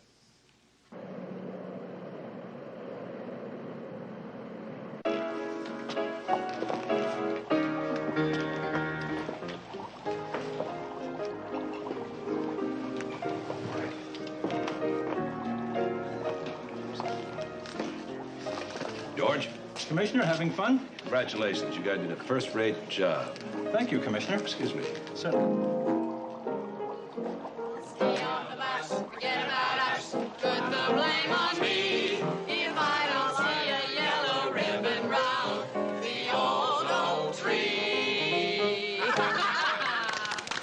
I knew if there was a piano anyplace, you'd be at it. Mac. I know this is my line of duty, but what are you doing here? Ted brought me. Theodore Jenner, Stuart McMillan, my host. Hello. Nice to see you. Thank you. Ted provides most of the hides for our line. All quality hides. Ted? Oh, Ted? You folks want some tickets? I'm sorry. I'll be back in just a minute. Isn't that the song your father used to play? Yes, and poorly. Pack up all my care and woe. Here I go, singing low. Bye, bye, blackbird. You're not singing. Come on, Mac. Mac, come on, sing with me. Right here. Bye, blackbird. No one here can love and understand me. Oh, what heart-like stories they all hand me. Make my bed and light the light. I'll arrive late tonight. I drink. Here we are, right here. Cheers. The guy who put this up thought he was going to be a tropical fish wholesaler, but a bankruptcy convinced him to be a saloon keeper. Well, if all else fails, we can always have a few laughs by staring back at our finny friends. Look over here. Mac, look, there's a piranha. I've never seen one. Neither have I. They don't look dangerous. Neither do you. The Venus flytrap, the coral snake, attractive but potentially lethal, like a police commissioner. You are the, Stuart McMillan. Ellen Mandrake. How do you do? How do you do? Philip Bainbridge. I'm going to find Ted and the buffet. Excuse me. See you later. Bye. She'll find out. The only fresh protein here is swimming in these tanks. You here for the luggage conductor? No, not exactly. I'm in personal service. Personal service? Yes, I'm an expediter. I handle problem areas, take care of surplus personnel. I've been a cop too long. It sounds like a hitman. Oh, I hate that term. It's like calling Nureyev a hoofer or Freud a shrink. I trust you here on a vacation. No, I'm afraid not. Do you always check with the police commissioner when you hit a city? No, I've never done that before. But I have to do something to put a little zing in the work. These past few years, things... I'm not boring you, am I? Not really. Of course, some of the challenge comes from what we used to call in platform diving the difficulty factor of the target. And who is the target? But then I don't suppose you'd care to tell me who that is. Why not? And when I've decided on a method, I'll let you know that as well. And the target? It's you, Commissioner.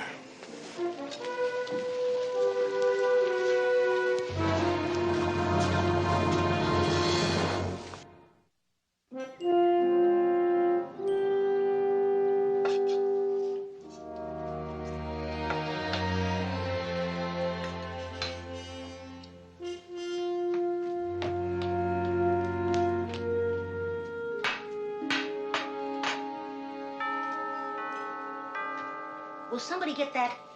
I'm on eggs and toast and coffee. What's a three-letter word for table scraps? Ort.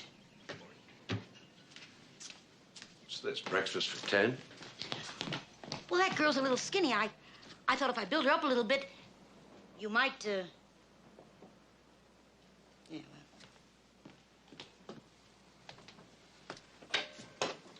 Yes? Oh, I'm sorry. I was looking for apartment 2. This is it. Who do you want? Oh, well, you wouldn't know. Ellen Mandrake. Yeah, this is the place. Come in. It is? Yes, I'll see if she's out of bed. Oh, please don't go to any, your relative. No, just a friend. Come in. Well, she and I, tonight, we had a... Oh, but I was just on my way to the trade show, and I thought maybe she'd want a lift. You're her boss. Oh, just a friend. I interrupted. Just tell her that when she gets out of bed, or before, Jack Fillmore can't make it tonight. Mr. Fillmore...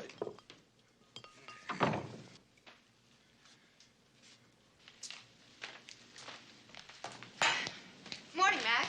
Agatha. Good morning. Thank you. Did you sleep okay? Bed's marvelous. Oh, the man named Jack Fillmore just came by. Said to tell you he can't make it tonight. I left this address at his hotel. He was supposed to pick me up. And you also forgot to tell him that if a man answers, don't go away mad. Oh, dear. Jack was one of my best customers. Worse than that, I'm stuck with 2 tickets to the expanding universe. What? A rock group. Oh. Look at you two. Like you've been having breakfast together for years. Agatha, I can get you a job with an elderly recluse who throws jelly bread at the walls. What'd I do?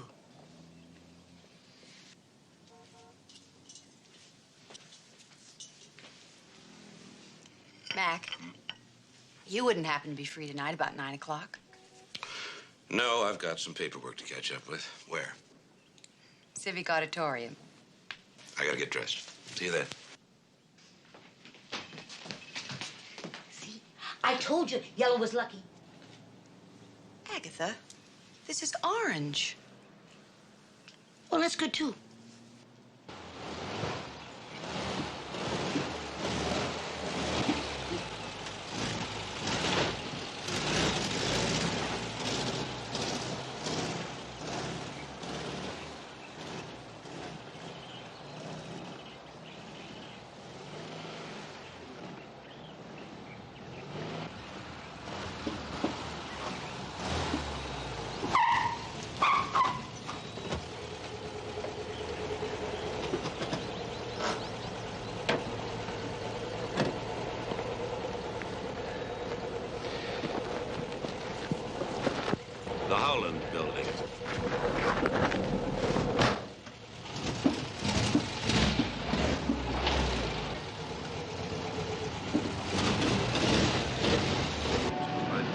anything about Bainbridge?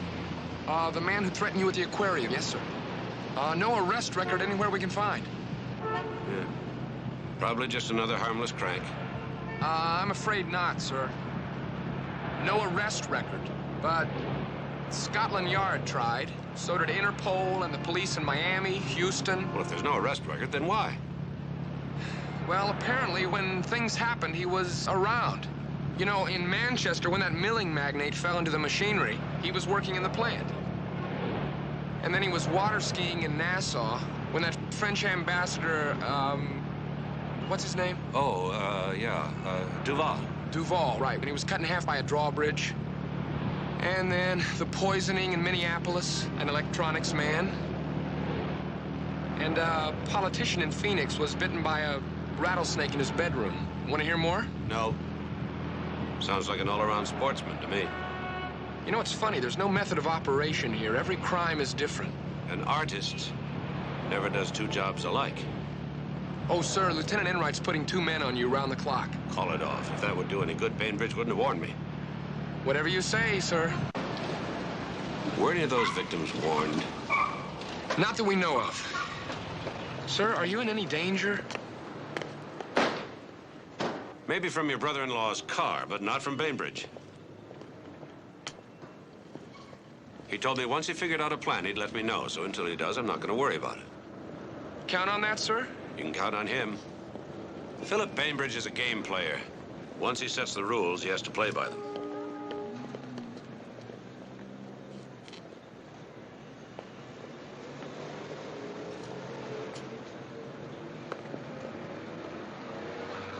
I got tenants waiting to move in. And it's costing me $6,000 a day to carry this building empty. Look, you're the building inspector. It's your responsibility. I want my CO, and I want it now. And I say you don't get your certificate of occupancy as long as the windows keep popping out of this place. That's police business. It is when the police have to close the streets, which they've done twice already. I'm putting double seals on the windows. Let me know when you're through. Meanwhile, give me my CO, let my people start moving in. That has been done, Mac. Not as long as this building is a hazard. Yeah, and not as long as it happens to be owned by somebody you've got it in for, right? You think that I put Mulvaney in the drink, and it bothers you that I was across town when it happened. I'll tell you what. You start with your seals, street side first. So what are we talking about? Thursday. All right, so we have a meeting Thursday. Get your safety people here, and if everything's satisfactory, he gets a certificate. Fair enough? Thanks a lot.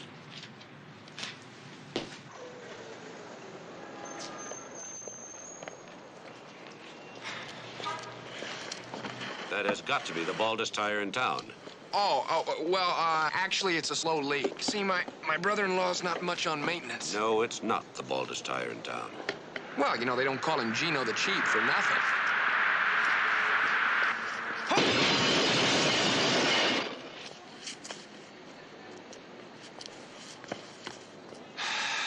What kind of insurance does Gino have? Oh, the best. My cousin Tony's a great salesman.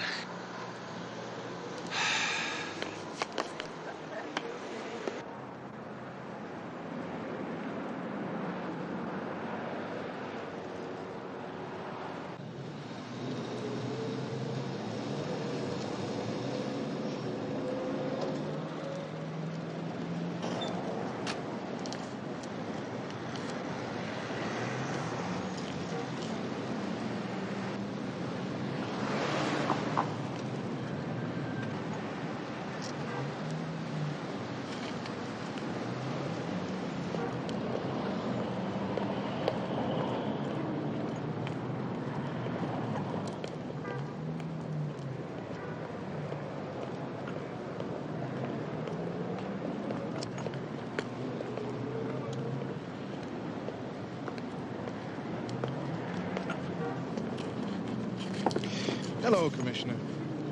I've found in my travels that shoes shined across the street from police headquarters are unexcelled for quality, service, and price. Yes, Pepe is an artist, but that's not what made you choose this location. It's not. How many times did you have to shine these before I showed up, Pepe? Only twice. Well done. I did want to see you, and I don't like to go into police stations. You should get over that. You might be able to suffocate me in a roll-top desk. Do you have a roll-top desk? No, you'd have to bring it with you. What did you want to see me about? Was wondering if you could have dinner with me tonight. We'll have to make it early. Say 6:30. Fine. My plan for you is almost worked out. I want to tell you about it. What's a good place for salmon and king crab? Falaise? Decent cellar? Or seafood. 6:30 then. I'd like 24 trumpeter lilies, please. Oh, they're out of season. Well, surely not everywhere. Well, New Orleans. We'll fly them in. I'd like 24 a day until I say stop. Credit card be all right? That'd be fine. Without flowers, what's a hotel room? Or a funeral. How much is this?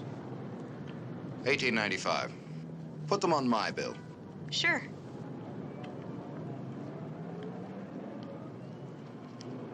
$6:30.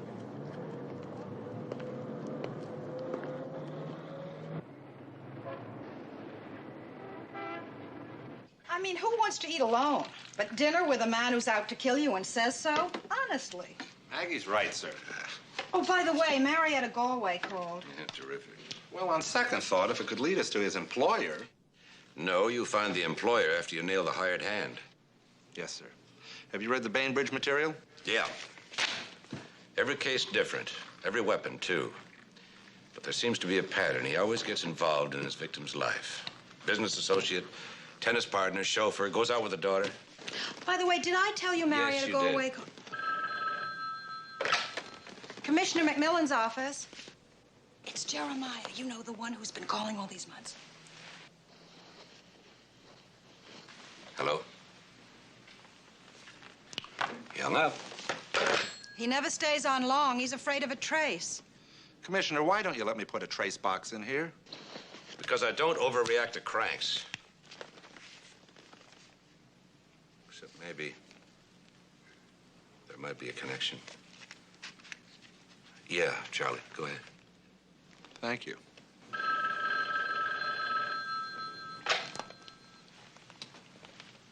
Hello? Oh, yeah, Max. I'll be right there. Max Braun from the crime lab says he found something in the car they fished out of the bay. Do you think if I asked Bainbridge nicely, he'd put my contract on hold so I could put a nail in Patterson? Maggie, are you thinking what I'm thinking? He's never been up against anyone tougher. Well, we can't let him go out there alone. And he'd never let us. So we don't ask. Does DiMaggio work nights? He does tonight.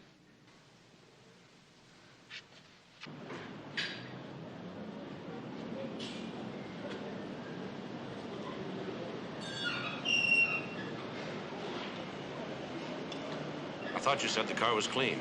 It was, Commissioner, but you were so sure. Well, I got to thinking about the briefcase. It was empty, you see.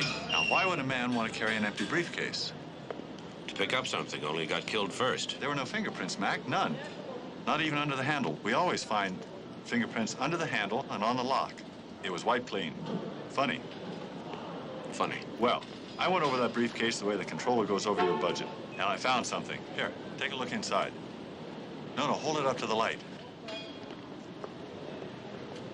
There. You see 4 tiny holes in the bottom? Yeah. What made them? Ice pick? Church key? Nail? That's just it. Those holes were made by a sharp instrument not designed for making holes. They're irregular, go in slightly different directions, sort of bent. Bent?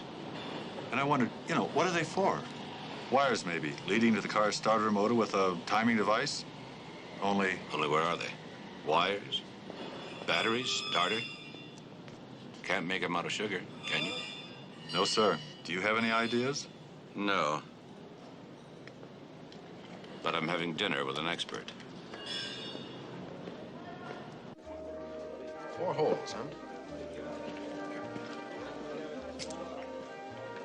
It's an interesting problem. I'll give it some thought. Try and come up with an answer. During my lifetime, I trust. Right now, my business needs my full attention. That complicated, huh? Well, if I'd wanted an orderly existence, I'd have bought into a fried chicken franchise. The quiet life calls for just as much courage and character. True. My admiration is boundless for the man who day after day can look tranquility in the eye. Why put this splendid Batard Montclair in the hands of an impostor? Beg your pardon? Isn't that Sergeant DiMaggio then? No, no relation. If you ever play this part again, try to present the pulled cork with the bottle. Thank you. Really, Commissioner? Did you think I was going to poison you over the cafe filter? I mean, he wasn't my idea. Although I do vaguely recall a man killed by an exploding espresso machine. You should recall that clearly. We were sitting at the next table. You do your homework. You bet. Well, shall we dispatch the sergeant for a bottle of Chateau d'Yquem 55? You have a generous employer. No, I'm simply trying to pick a wine suiting to the challenge. Very flattering. Are you trying to blush me to death, or is it something else? Okay. Your plan. I thought you'd never ask. It's going to be a first for me, Mac. And I find the prospect exciting. I'm going to kill you in self-defense. That way there'll be no sneaking around, no alibi to go wrong, nothing. I could write a letter. Yes. And you could arrest me right now. I assume threatening a police commissioner is a crime here. That's right. But you're McMillan. You don't write a letter or arrest someone when they threaten you. You have pride. Too much pride. Too much pride to let you get away with it. You're not going to let me get away with anything, Mac. But I am going to do it. No way. That's it. Two men, each determined to win the game, and for high stakes. On both sides. Let's toast the winner. Sergeant, the wine list, please.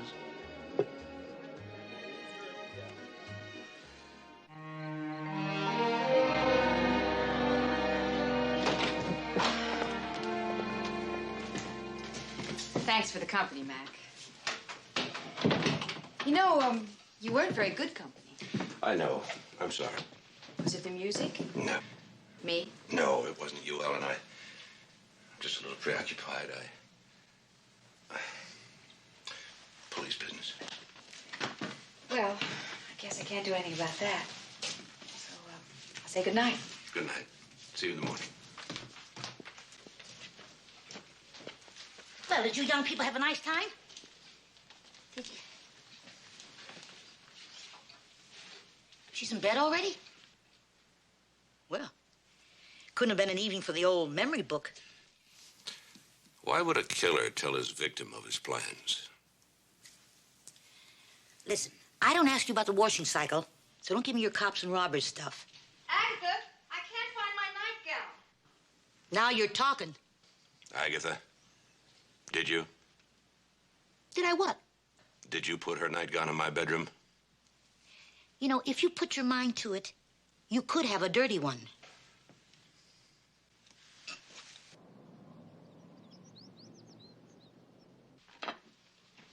Morning, Mac.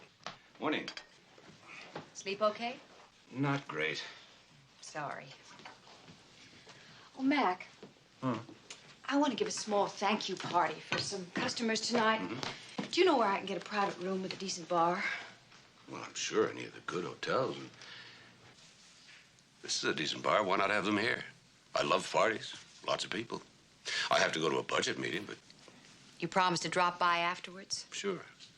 In that case, okay. Thanks, Mac. See you tonight. You two are never going to get together if you don't even eat together. Love will find a way. Look, you're Scorpio and she's Libra. Now, that makes a very good combination. Unless she's not on the cusp. Do you happen to know if she's on the cusp? I'm going to hit you on the cusp in a minute. I'll get the door. Phone. Hello? Good morning, Agatha. Good morning. Hear me well, McMillan. You die. We have a bad connection. You'll have to speak slower. Marietta, call the office and have them trace this call. Hurry up. Are you sure you have the right number? Which McMillan do you want? Police Commissioner Stuart McMillan. Yes, this is he. This is Jeremiah. Here's today's message.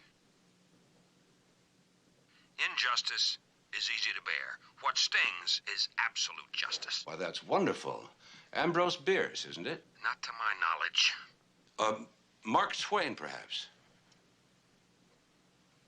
Yes, it was Mark Twain. Let me see. He said that... We've talked long enough.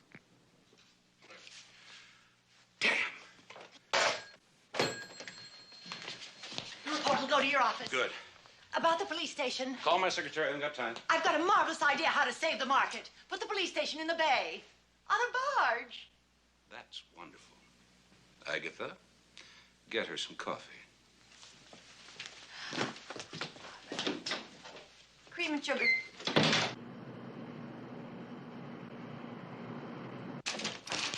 Anything? No, not yet. You're late. Had to take a taxi. Where's DiMaggio? I don't know. Can you type? You're getting edgy. You really think Patterson pushed Mulvaney into the bay? Yes, but I have two problems. One, I can't prove it, and two, I don't know how he did it. Maybe that's one problem. Well, Enright found 2 witnesses who saw them together that morning. What time?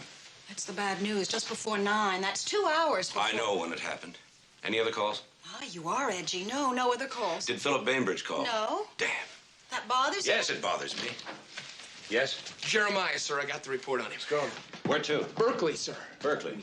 This Jeremiah guy turns out to be an English professor by the name of Charles Whalen. What's his beef with me? Bad grammar? No, sir. His son was picked up about 6 months back on a suspicion of robbery, and it seems he hanged himself in his holding cell. Well, that could unhinge anybody. I know, but why blame the police commissioner? Well, who is he going to blame? The fire commissioner? What can I say? I'm sorry. I am truly sorry that it happened. But it's over. I mean, it is over. Now that I see you, you're a person, not just a name, a voice. No, it's all over with. But you see, I did have this compulsion. Mr. Whalen, would you be willing to see a psychiatrist? I've already made an appointment with the university All right, I want that psychiatric... appointment kept, and I want the psychiatrist to confirm to my office when you've begun therapy. It's dangerous business, you know, threatening to kill somebody. Well, I didn't do that. Oh, I couldn't. What I said was, you deserved to die. Now, there is a difference. Maybe to an English professor.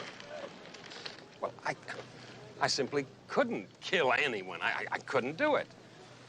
Sometimes people who can't hire somebody else. What? A hired killer, a hitman. I am an associate professor, Commissioner.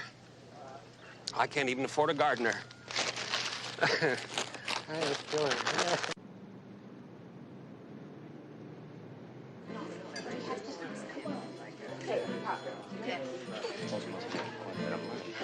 I don't know about that. So how long are you going to be here? Just a few more days. Hi. Hi. Ladies and gentlemen, your police commissioner This a raid? and host, Stuart McMillan. Hello, everybody. Welcome aboard. Come on, I'll get you a drink. I'm not going to introduce you to everyone because it's too late for you to remember their names anyway. Scotch and soda. Tall. Hello, Mac. Hello, Philip. That's right, you two have met. This is the first time today. This is great fun. My kind of party. A surprise party. I mean, a spur of the moment. Sort of evening when you don't know where the excitement's coming from next. You'll think of something. I have. Too many drinks. Joke that goes wrong. A sudden outburst. But those are tired tricks. Not worthy of my opponent. There's one trick I'd like explained. How did you get in here? I'd tell you, Mac, but then you'd never buy a copy of my memoirs. But then you won't anyway. My apologies to you all. Very big day tomorrow. Good night. You all.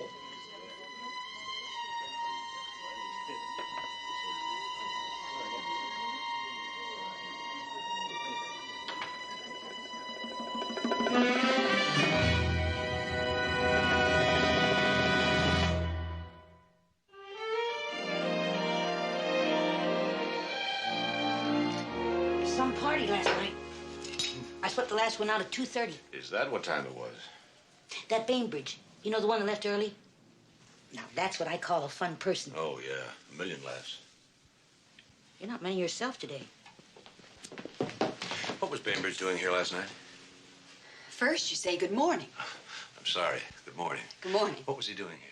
Wasn't that weird? After running into him twice, Ray Brackett invited him. Who? Buyer for a big chain. She asked me if she could bring somebody. How come he went home without her? They came in separate cars. Ray's a night owl. Maybe he got tired. Where did she meet him? I don't know. Look, Max, she's a friendly soul, and I think he's rather charming. He went for his lineup. He went for mine. Matched leather suitcases. He ordered a set with his initials for my brochure. I didn't know you were into retail business. Only his very special favor. Well, I hope he paid you up front. Cash, as a matter of fact. He said he needed them for his business. What business? Don't you know? No. That's funny. I was sure he said you did. Well, I don't. What else did you talk about? What is this, a third degree? Will you stop being such a grouch and have breakfast with me? We owe it to Agatha.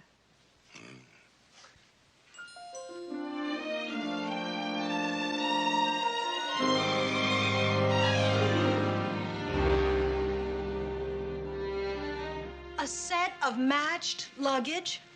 Well, a killer would need a complete set. I mean, it's not like the old days when you could stuff a whole body into a steamer trunk. Sergeant DiMaggio. Sorry, I was just thinking out loud.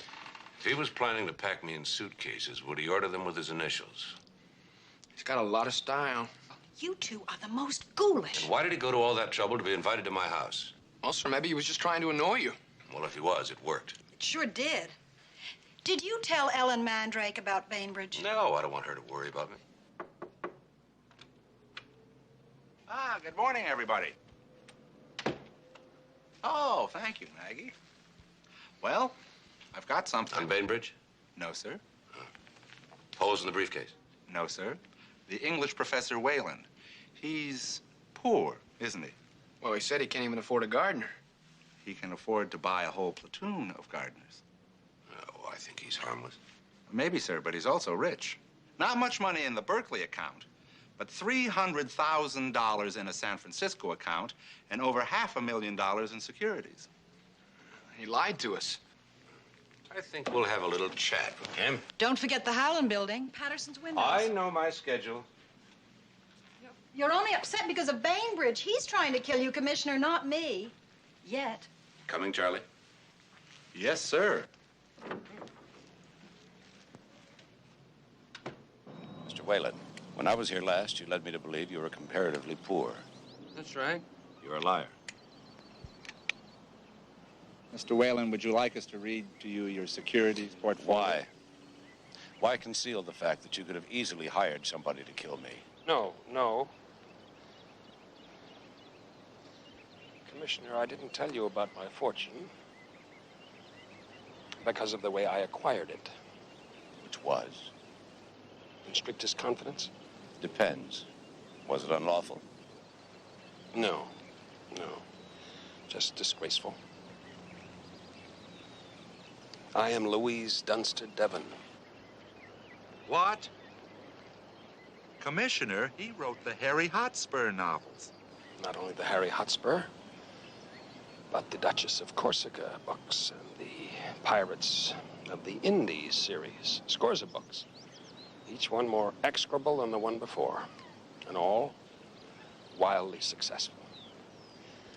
Commissioner, I am an academician, an English teacher, a candidate for the presidency of the Alcott Society. What would happen to me if it became known that I wrote such lines as, her bosom heaved beneath its silken confinement?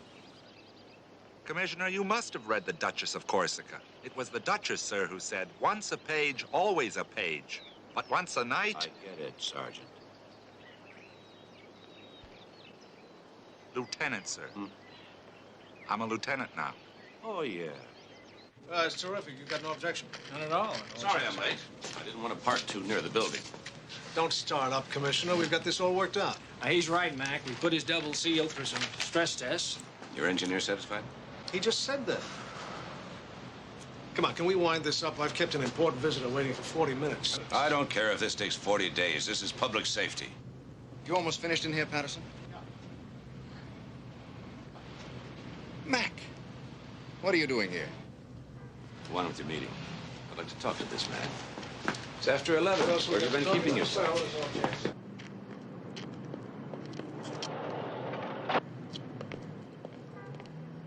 What the hell are you doing here? Placing my banderillas. This far west of Madrid? Before the matador begins his cape work, the bull has to be enraged, broken down a bit by a series of thrusts with long darts. It's painful, maddening, but not fatal.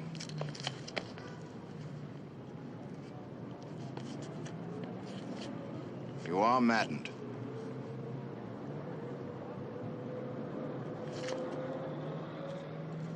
Brave bull. Olé. Perfect. I almost wrote the headlines myself. Crazed police commissioner attacks visitor. In front of witnesses. You said it. I suppose you know enough karate to throw me over the side in self-defense. I might have. Well, then why didn't you? We haven't gotten to that yet. First the cape work, then the banderillas, then the picadors, then the muleta and the sword. Have patience, Mac. We're getting there.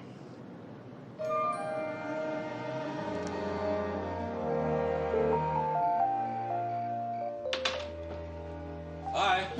Hi. Big wire? No, I went to the theater with the competition. Have any fun? Well, if the product is as good as the people, I'll be in big trouble. So you didn't notice any glasses this afternoon? I've been looking for them all evening. No glasses. So that's why my dress escaped your attention. Well, they're only for reading. I like the dress, especially how it's displayed. Thank you. I'm sorry, Ellen. I've been lousy company this past week. You haven't. I know there've been a lot of pressures. Whatever they were, they'd be worse without you.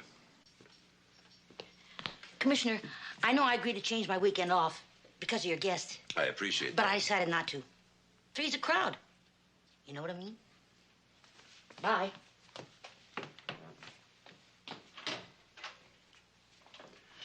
Where were we? I don't remember, but let's not start with square one again. Excuse me. Why don't you make us another drink?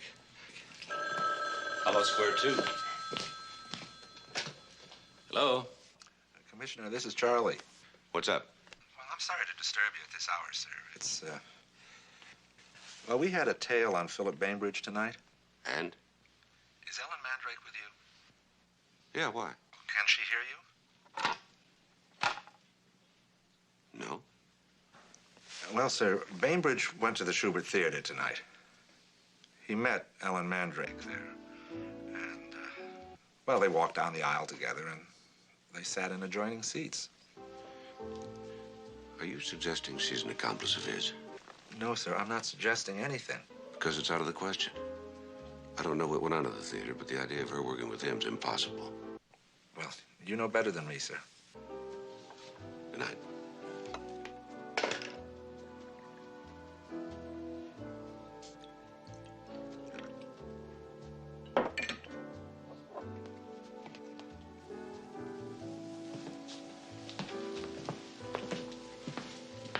Is that the right music for square two?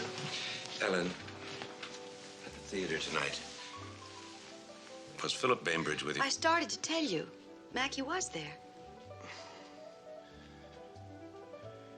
But you were there with business friends. How could he?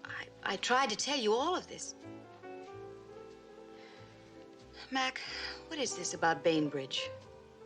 Is this another third degree? I have to get something straight. He was in your party? No, he just happened to be there. You didn't sit next to him? Boy, your friends don't miss a trick, do they? Okay, I ran into him in the lobby. He said hello, I said hello. We walked in together. He had a single, the seat to the right of mine. And your friends? They sat to the left of me. Any more questions? No, I think that's about it. Good. Because if it's one thing that tires me out, it's sitting under the hot lights and being grilled. Good night.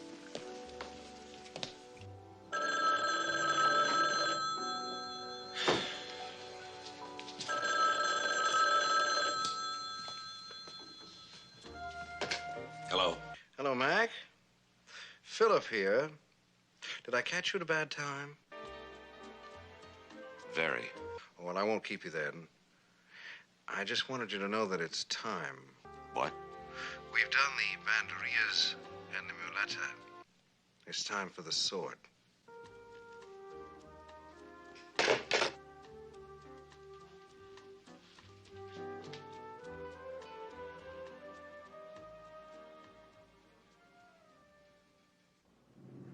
Say, didn't you tell me Philip Bainbridge has a lot of flowers in his hotel room? Yeah, 2 dozen a day. Yeah, well, he doesn't. Not one. Not a one. We've got him staked out at his hotel. And he ordered up a big lunch from room service, and one of our people took it up. And there were no flowers, I asked. What's he doing now? Having a big lunch. Oh, no, lunch. Look, I promised my mom, would you like to join us? Oh, no, I have a couple of things to work out. Well, you can work them out there. It's just going to be a quiet family lunch. Thank you very much. You're welcome.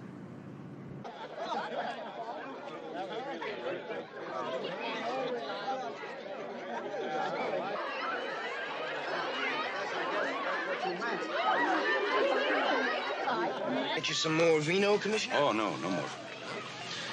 2 dozen a day. 2 dozen a day. Yeah. 2 dozen a day. Is anything wrong, Commissioner? No, Mrs. DiMaggio. Mrs. DiMaggio, I must apologize for not giving this splendid meal the attention it deserves. My mind has been elsewhere through no fault of any of yours. My cup is empty, but my gratitude overflows, and your generous hospitality will remain with me, and your son, too, I hope.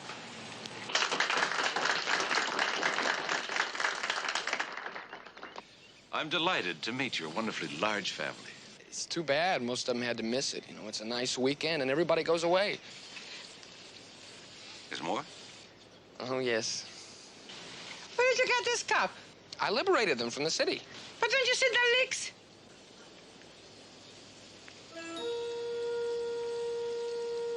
That's it. That's the answer. Ah, to Bainbridge's flower. No. Get the car.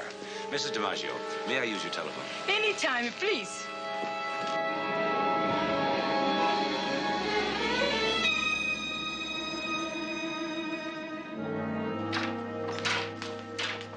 Mr. Patterson, Sergeant DiMaggio.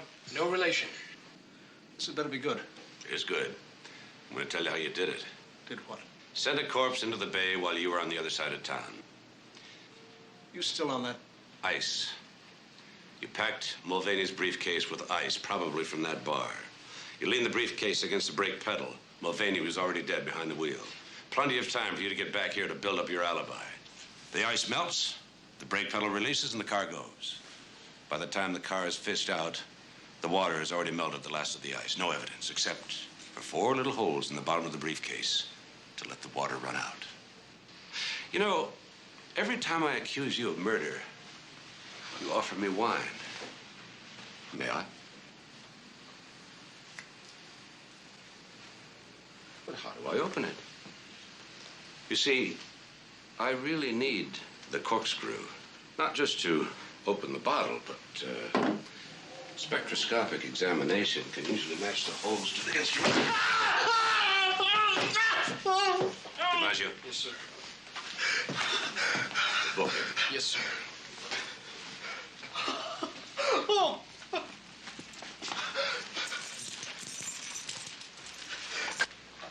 So you figure he hired Bainbridge? I figured it out. He does his own killing. Well, yes, sir, I know, but you're kind of special, sir. I mean, the police commissioner and all. Hey, can spectroscopic examination really tell? Hmm.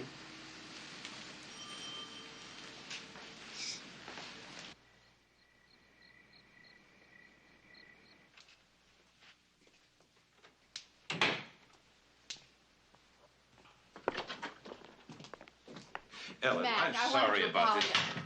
apologize. Look, Is that champagne? champagne, since it's your last night.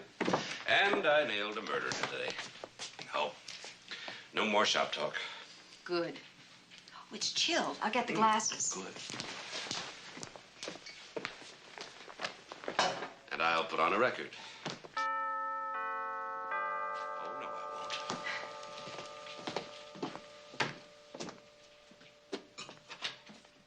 Mac, I've got it. Ice. Fill the briefcase with ice. Put it on the foot brake. It melts. The holes are so small. I know. Killer's in jail. Good. I'd hate to have the solution die with you.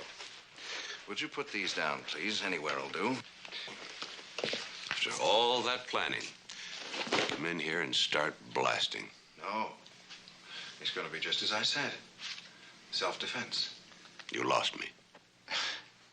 You went mad when your girl left you. For me. My girl? What girl? Her, Ellen Mandrake. She's not my girl. She's been staying here. Doesn't mean anything. Who would be more vulnerable than a widower of barely a year? Naturally, a man in your position has to be discreet. Mac, I don't know what he's talking about. I don't even know him. Bear with me a moment. It's a lovely story. I'd like you to savor it with me, Mac. If only briefly. Very good.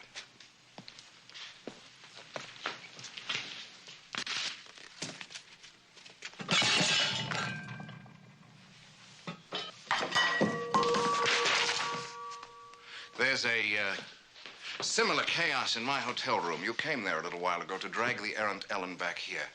We fought. Did we? Oh, yes. The scrap started when you found her nightgown there. And I blamed Agatha. Oh, and during the fight, did I lose a pair of glasses? And some people say cops are dumb. But let me continue. I followed the two of you back here. I told Ellen she had to choose between us. She chose me.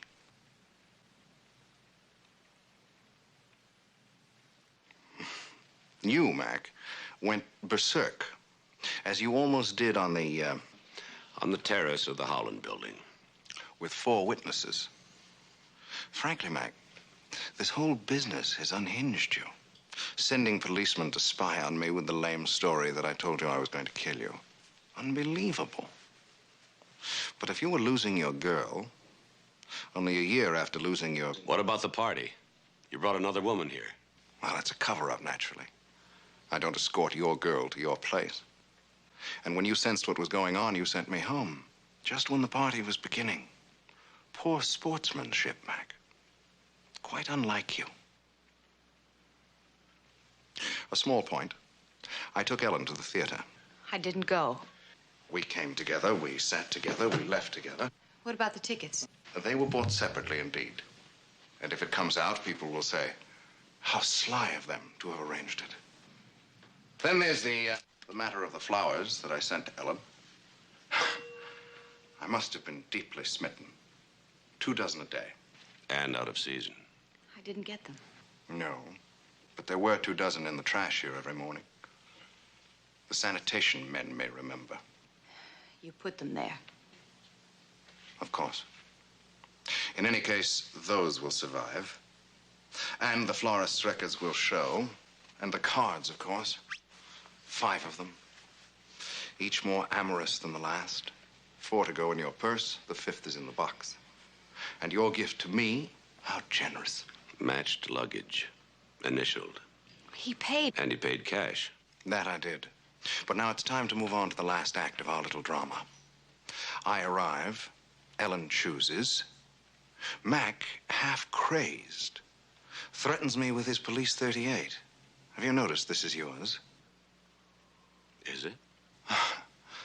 Come on, Mac. You knew that. That's why you so calmly led me through my story. I found it in your bedside drawer. An obvious place. The obvious place, which set off an alarm in my intelligence center. I'm sorry, Mac. I took out the blanks you were kind enough to provide and loaded it with the real article. But I digress. We struggle for the gun. A shot goes wild. It kills Ellen. I'm sorry, Ellen. But as Mac put it, you can't make a souffle without breaking eggs. The second shot kills you, Mac. Deeply shaken, I called the police. What do you think? Needs work. Oh, there is an element of risk. But then without the risk, where's the excitement?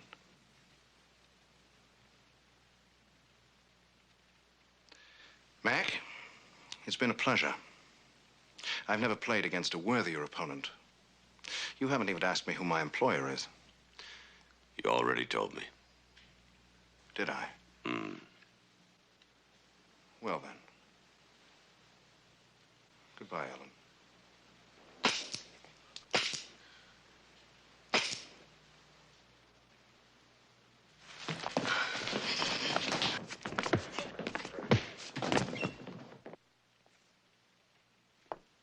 He can get some rest. We'll call the police later. Now can we have the champagne? Sorry. Mac, You all right? would you please explain?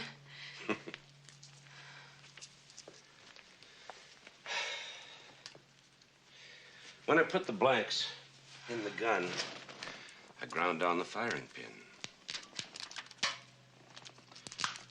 When I was playing games, You better plan to be more than one move ahead.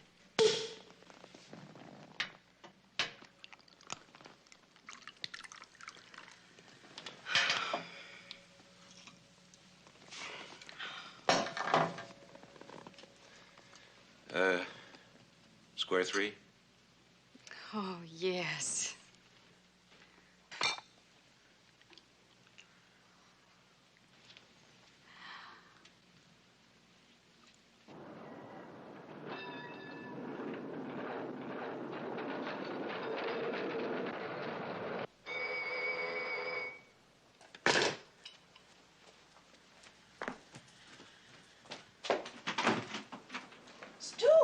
Henrietta Galway, Sergeant DiMaggio. No relation. Matt! Sergeant. You have the right to remain silent. If you give up the right to remain silent, anything you say can and will be used against you in a court of law. You have the right to speak. Stuart McMillan, really? Why did you hire Philip Bainbridge to kill me? Whatever gave you such an absurd notion? From him, less than an hour ago.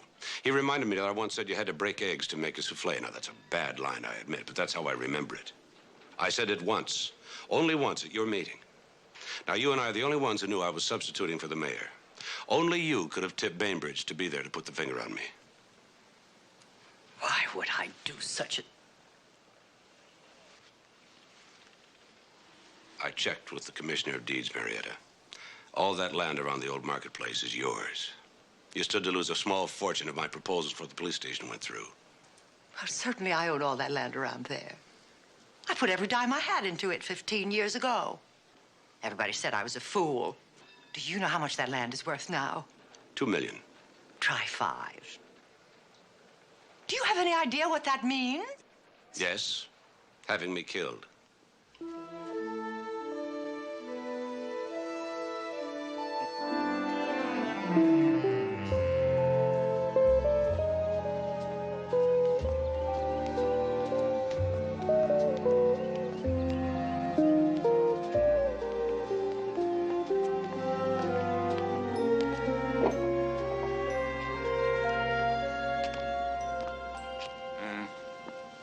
DiMaggio's late.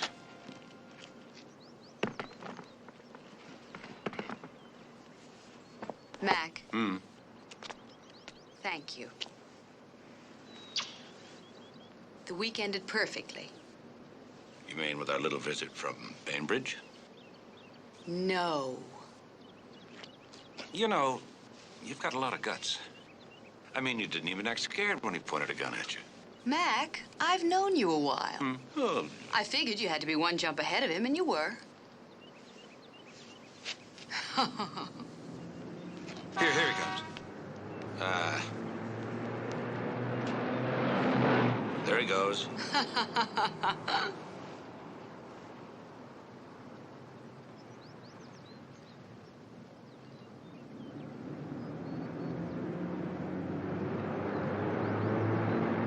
And there's the car.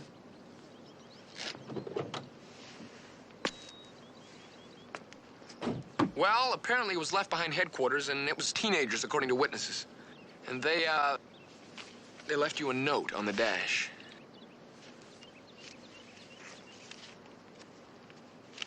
Dear McMillan, the city issued you a lulman.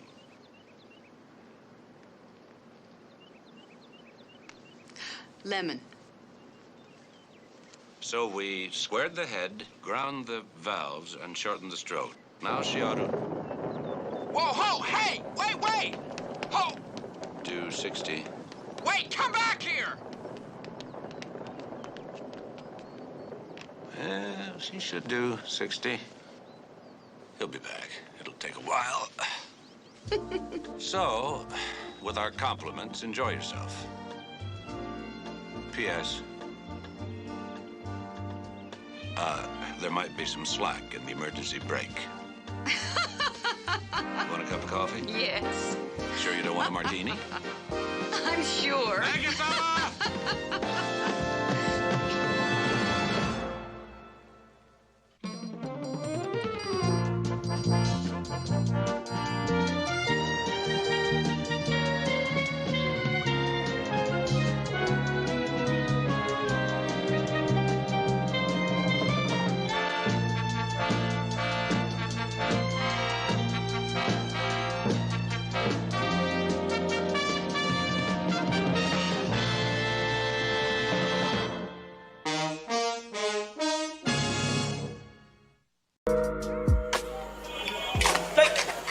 ও তুমি ডরাইছেন? ডরাবো কেন? মাগের এরকম আতকা মায়া মনে সামনে চলে আসলে তো একটু চিন্তা লাগেই। আর কালকে আবার তোমার মামার সাথে চ্যালেঞ্জ। বইলাইছো শেষবার মতো চুলদারি আশ্রয় আসতে। শুনেন, কালকের খেলায় আপনি হারবেন। বাবা, কনফিডেন্স দেখছো মেয়ে? যদি না হারছেন তাহলে কিন্তু বললাম এটা দিয়ে আমি আমার হাতে আপনার নাম লিখুন। মানে তো তখনই বুঝবেন যখন এটার দায় আপনার উপর পড়বো। সরেন। আরে ভাই, নাম লিখবা মানে? কি মুসিবতে বললাম, জিততে না পারে এখন 2 নাম্বারই।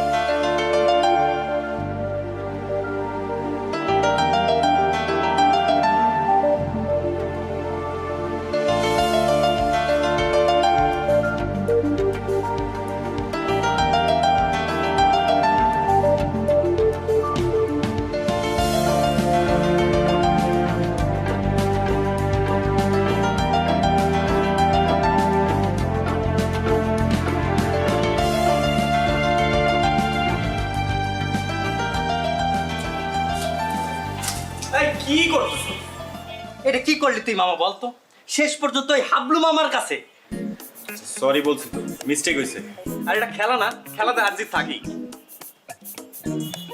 এই কথা তুই বলতেছিস 3 বারের চ্যাম্পিয়ন নিলয় বলতেছে এই কথা শেষ পর্যন্ত খেলায় হার জিত থাকেই হ্যাঁ বলতেছি এবার হয় না আগামী বার হইব আর শোন আমাদের না বয়স বেশি হয়ে গেছে ঠিক আছে এখন এটা জুনিয়রদের করা কাম আমরা অনেক সিনিয়র হয়ে গেছি এই দাঁড়া জুনিয়র হ্যাঁ কোন অ্যাঙ্গেল ওই হাবলু মামার তো জুনিয়র মনে হলো কত দেখি এই কথা শোনার পরে ওই হাবলু মামা সানফ্লাওয়ার তেল মাইরা ঠিক ঠিক করে হাসবো তুই এমন একটা কাজ করছিস মামা এলাকায় মুখ দেখানোর মতো অবস্থা থাকলো না আমি টাকা দিতেছি একটা কাজ কর বোরকা কিন না পিন্দা করতে থাক ঠিক আছে এলাকায় আর মুখ দেখাইতে হইব না দাঁড়া আমার মনে হইতেছে কেউ তোরে তাবিজ করছে তুই কখনো তো এই কথা বলার ছেলে না কি হয়েছে কত কোনো তাবিজ টাবিজ কিছু না আর শোন আনোয়ারের রহিম বাবুর ছেড়ে আনতে পাঠাইছিলাম কই হয় ভাই আসসালামু আলাইকুম ভাই ওয়ালাইকুম আসসালাম আনোয়ার কই ভাই পাড়ায় কই জানি গেল গা ভাই কামটা কি হলো ভাই কালে গেম রাইডা গেলেন যাওয়ার হইছে কাজের কথা আসি লাইলির পার্টিতে কাচ্চি করে দিব না ভাই পারুম না মাফ করে দেন ভাই আপনার লেগে আমার জানা হাজির রুমের লেগে আমি ভাই কাচ্চি বাচ্চি রাখতে না ভাই তুই কি কর রহিম ভাই মাথা ঠান্ডা তোমাদের ছাড়া হইব না তো বিষয়টা এমন কাচ্চি খাওয়াই ফিরবো মনে করো 7 দিন যাতে কেউ বাথরুম থেকে বাইর না হইতে পারে বুঝছো না বিষয়টা পারো না যাও এবার রেডি করে গিয়া যাও তাড়াতাড়ি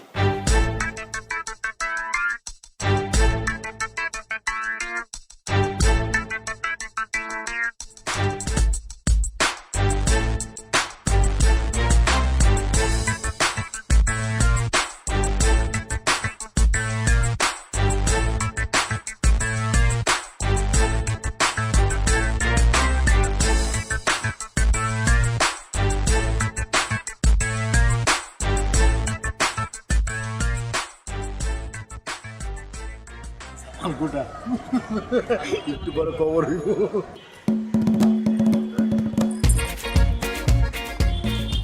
তোমরা আমগুলোকে বইতা আরে আমরা তো খাবোই আগে আপ্যায়নটা করে নেই পুরান ঢাকার ট্রেডিশন তো আপ্যায়ন করা কি মামা এই তো দুষ্ট লাইনে আইছো এরকম লাইনে থাকলে তো কোনো সমস্যা হইতো না খুব তো কইছিল খেলার কথা এখন বুঝছো খেলা কি এখন একদম ক্লিয়ার মামা আপনার একটু কাছে দিই আলু দেই আলু না না আলু না গোস্ত দাও গোস্ত দাও এই যে গোস্ত দেই অনেক মজা হয়েছে এই লাইনে দাও আলু লো লাইলি লো তুমি লই বানি খাইতা মজা তো তুমি একটু খাও সবাই আমগুলোকে খাইতা আরে খাবো তো খাবার তো আছে লোকে খাও আরে মামা খান তো আছে কিছু লাগলে বলেন কিন্তু মজা হয়েছে আসলে না তুলো গোস্ত দাও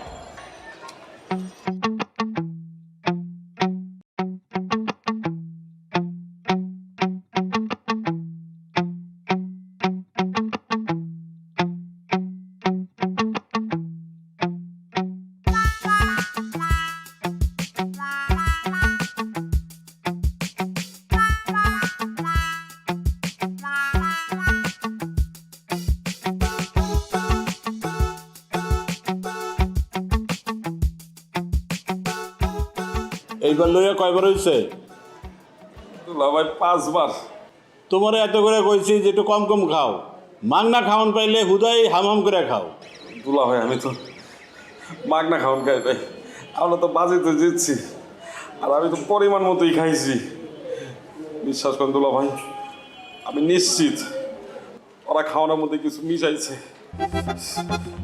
লাইলিও তো পরিমাণ মতো খাইছে ওরা তো পেট নামছে শুনছি হ্যাঁ মানুষের খায় কাম নাই তোমার খাওয়ানোর লোকে কিছু মিলাইছে ভাই আপনি জানেন না ওরা অনেক ডেঞ্জারাস দুলা ভাই ওরা প্রত্যেকটা ধরে ধরে ফাঁসি দেওয়া উচিত দুলা ভাই আমি খালি একটু সোজা হয়ে দাঁড়াইলি তারপর দেখেন আমি রাজপথে নামবো আমি আন্দোলন করবো মগো ফাঁসির লিগা যাও তুমি তোমার কামে যাও আমি তোমার লেগে কেড়ে বয়ে থাকো আপনি একটু বহান ভাই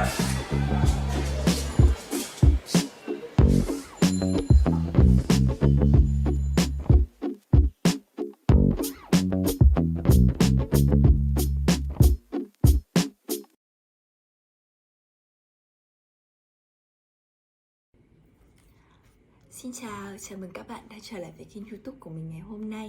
Và các bạn ơi, hôm nay mình sẽ hướng dẫn cho các bạn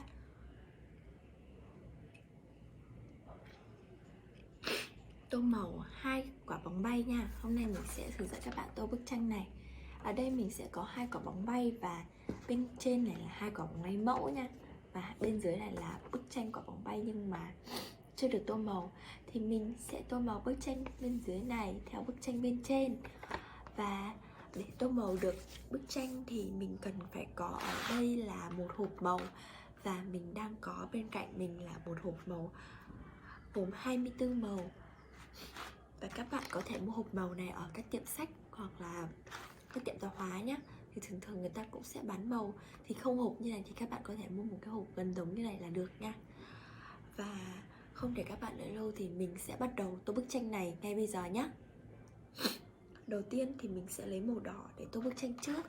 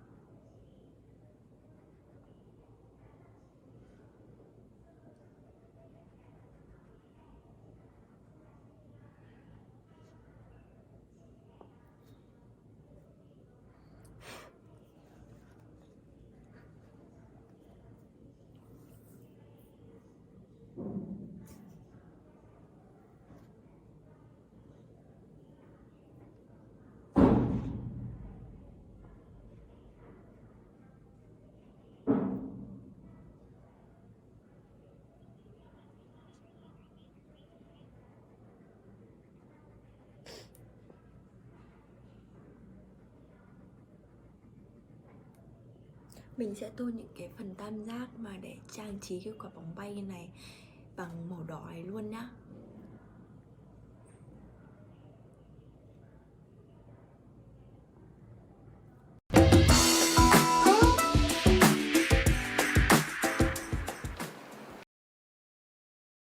Nhá. Và đây là màu vàng, mình sẽ dùng màu vàng để tô tiếp nha.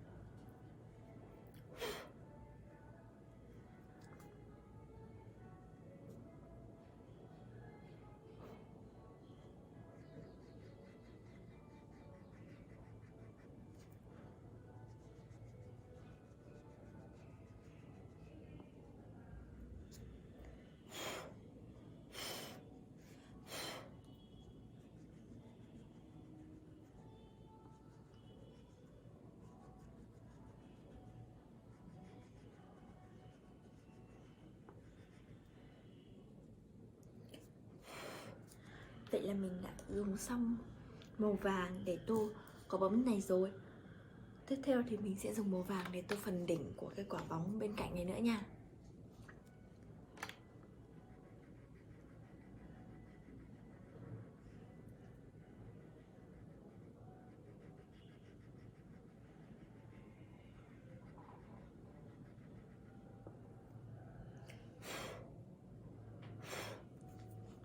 Và tiếp theo thì mình sẽ dùng màu cam để tô tiếp nhé. Và đây là màu cam nha.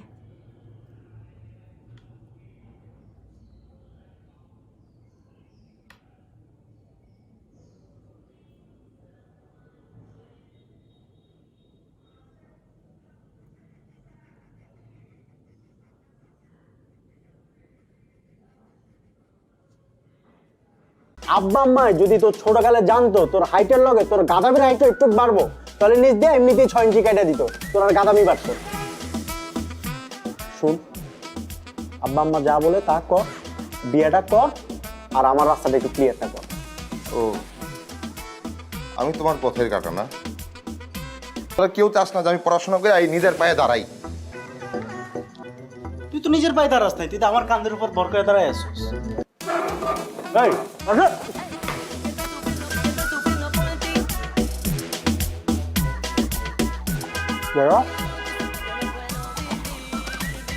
এই কি তোরা সকালবেলা এরকম কাঁদতেছিস কেন?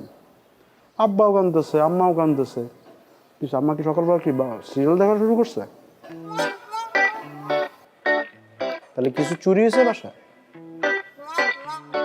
কেউ মারা গেছে?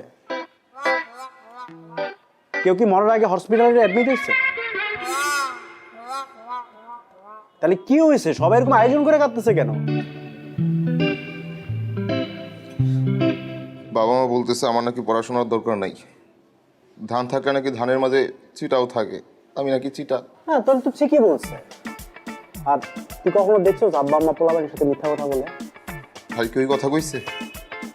কইছে আমার 1 মাসের মধ্যে বিয়ে করা লাগবে, বিয়ে করে 9 মাসের মধ্যে বাচ্চা পয়দা দেওয়া লাগবে। মাত্র 9 মাস টাইম দিছে? তুই তো নির্ঘাত ফেল করবি। মানে তোর যে পড়াশোনার কন্ডিশন, তুই 9 মাসের সাথে তোর আরো মিনিমাম 4 মাস টাইম দেওয়া লাগবে, তারপর যদি 12। আকার দোকানদাররা অবশ্য নতুন যারা বিয়ে করে তাকে চেয়ার দিকে তাকায় থাকে 2 পয়সা ইনকামের জন্য। তোর দিয়ে সেটাও হবে না, তুই চিন্তা বাদ। হ্যাঁ বল। তুইও? কি? আমি আগে সন্দেহ করছিলাম তুই আমার মায়ের পেটের ভাই না। মায়ের পেটের ভাই হলে তুই এরকম করে কথা বলতে পারতি না।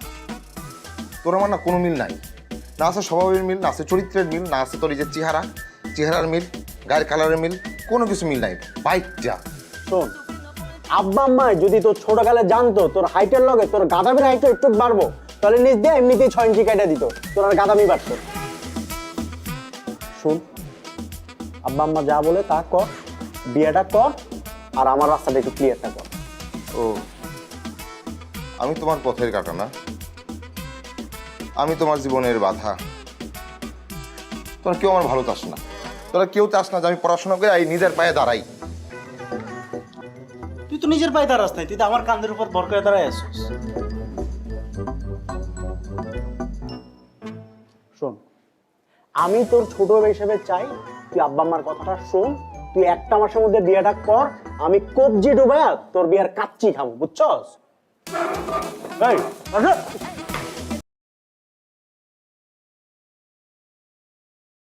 Em bảo em không cấm chị cho ai vào phòng, nhưng vào phải có ý thức với cả cái xe đấy ấy. Nó không thuộc trong cái nhà đấy, nên là tất cả các chỗ khác người ta cũng không cho để đâu, với cả chỗ mình cũng thế thôi.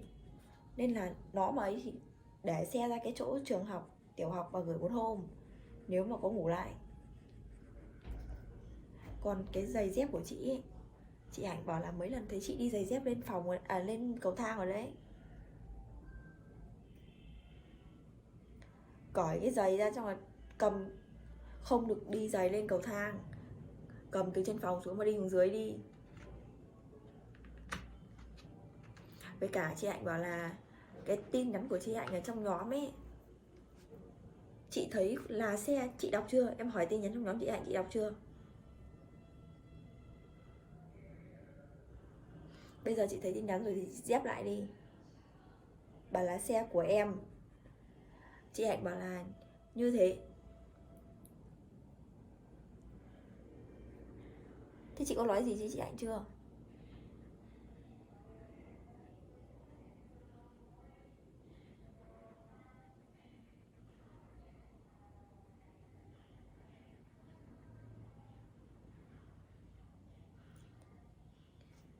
Cái gì cơ? Chị nói bé đấy, em chẳng nghe những gì.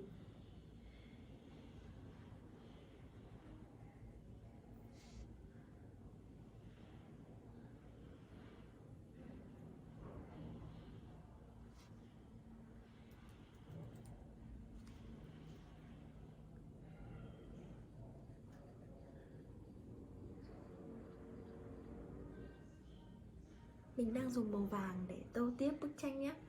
Mình đang tô phần tai của chú sóc ấy trước.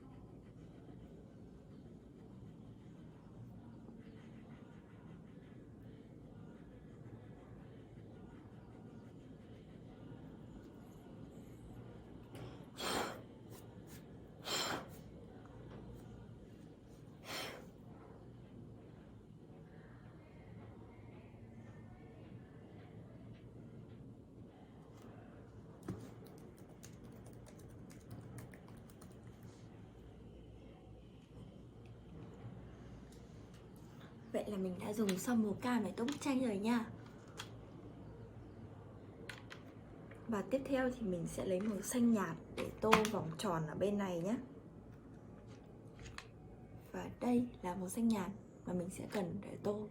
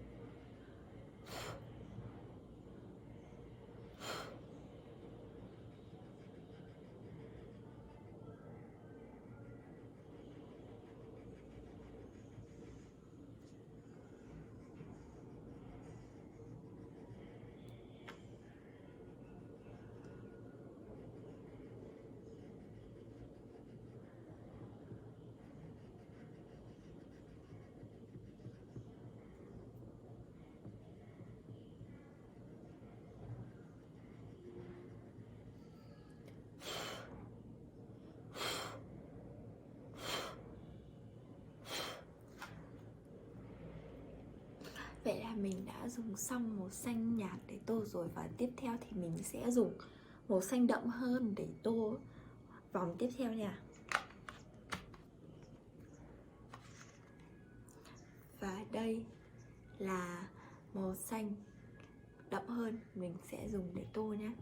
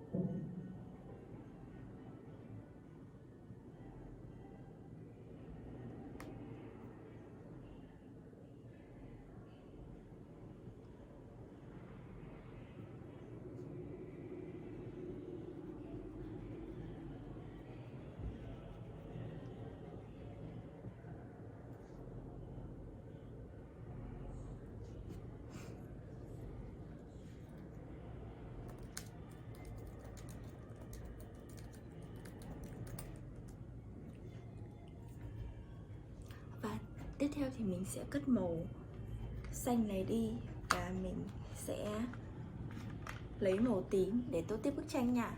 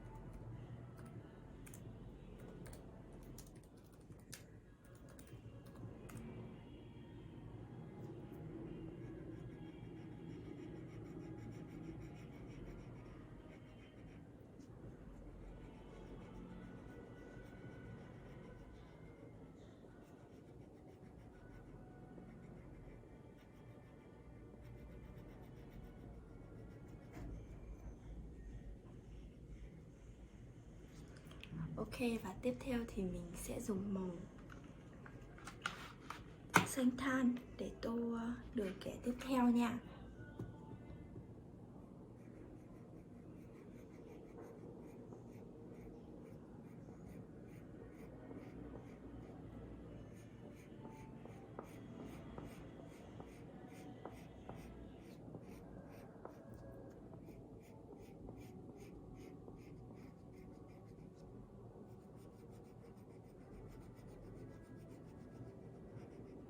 Và cuối cùng thì mình sẽ dùng màu hồng nhé.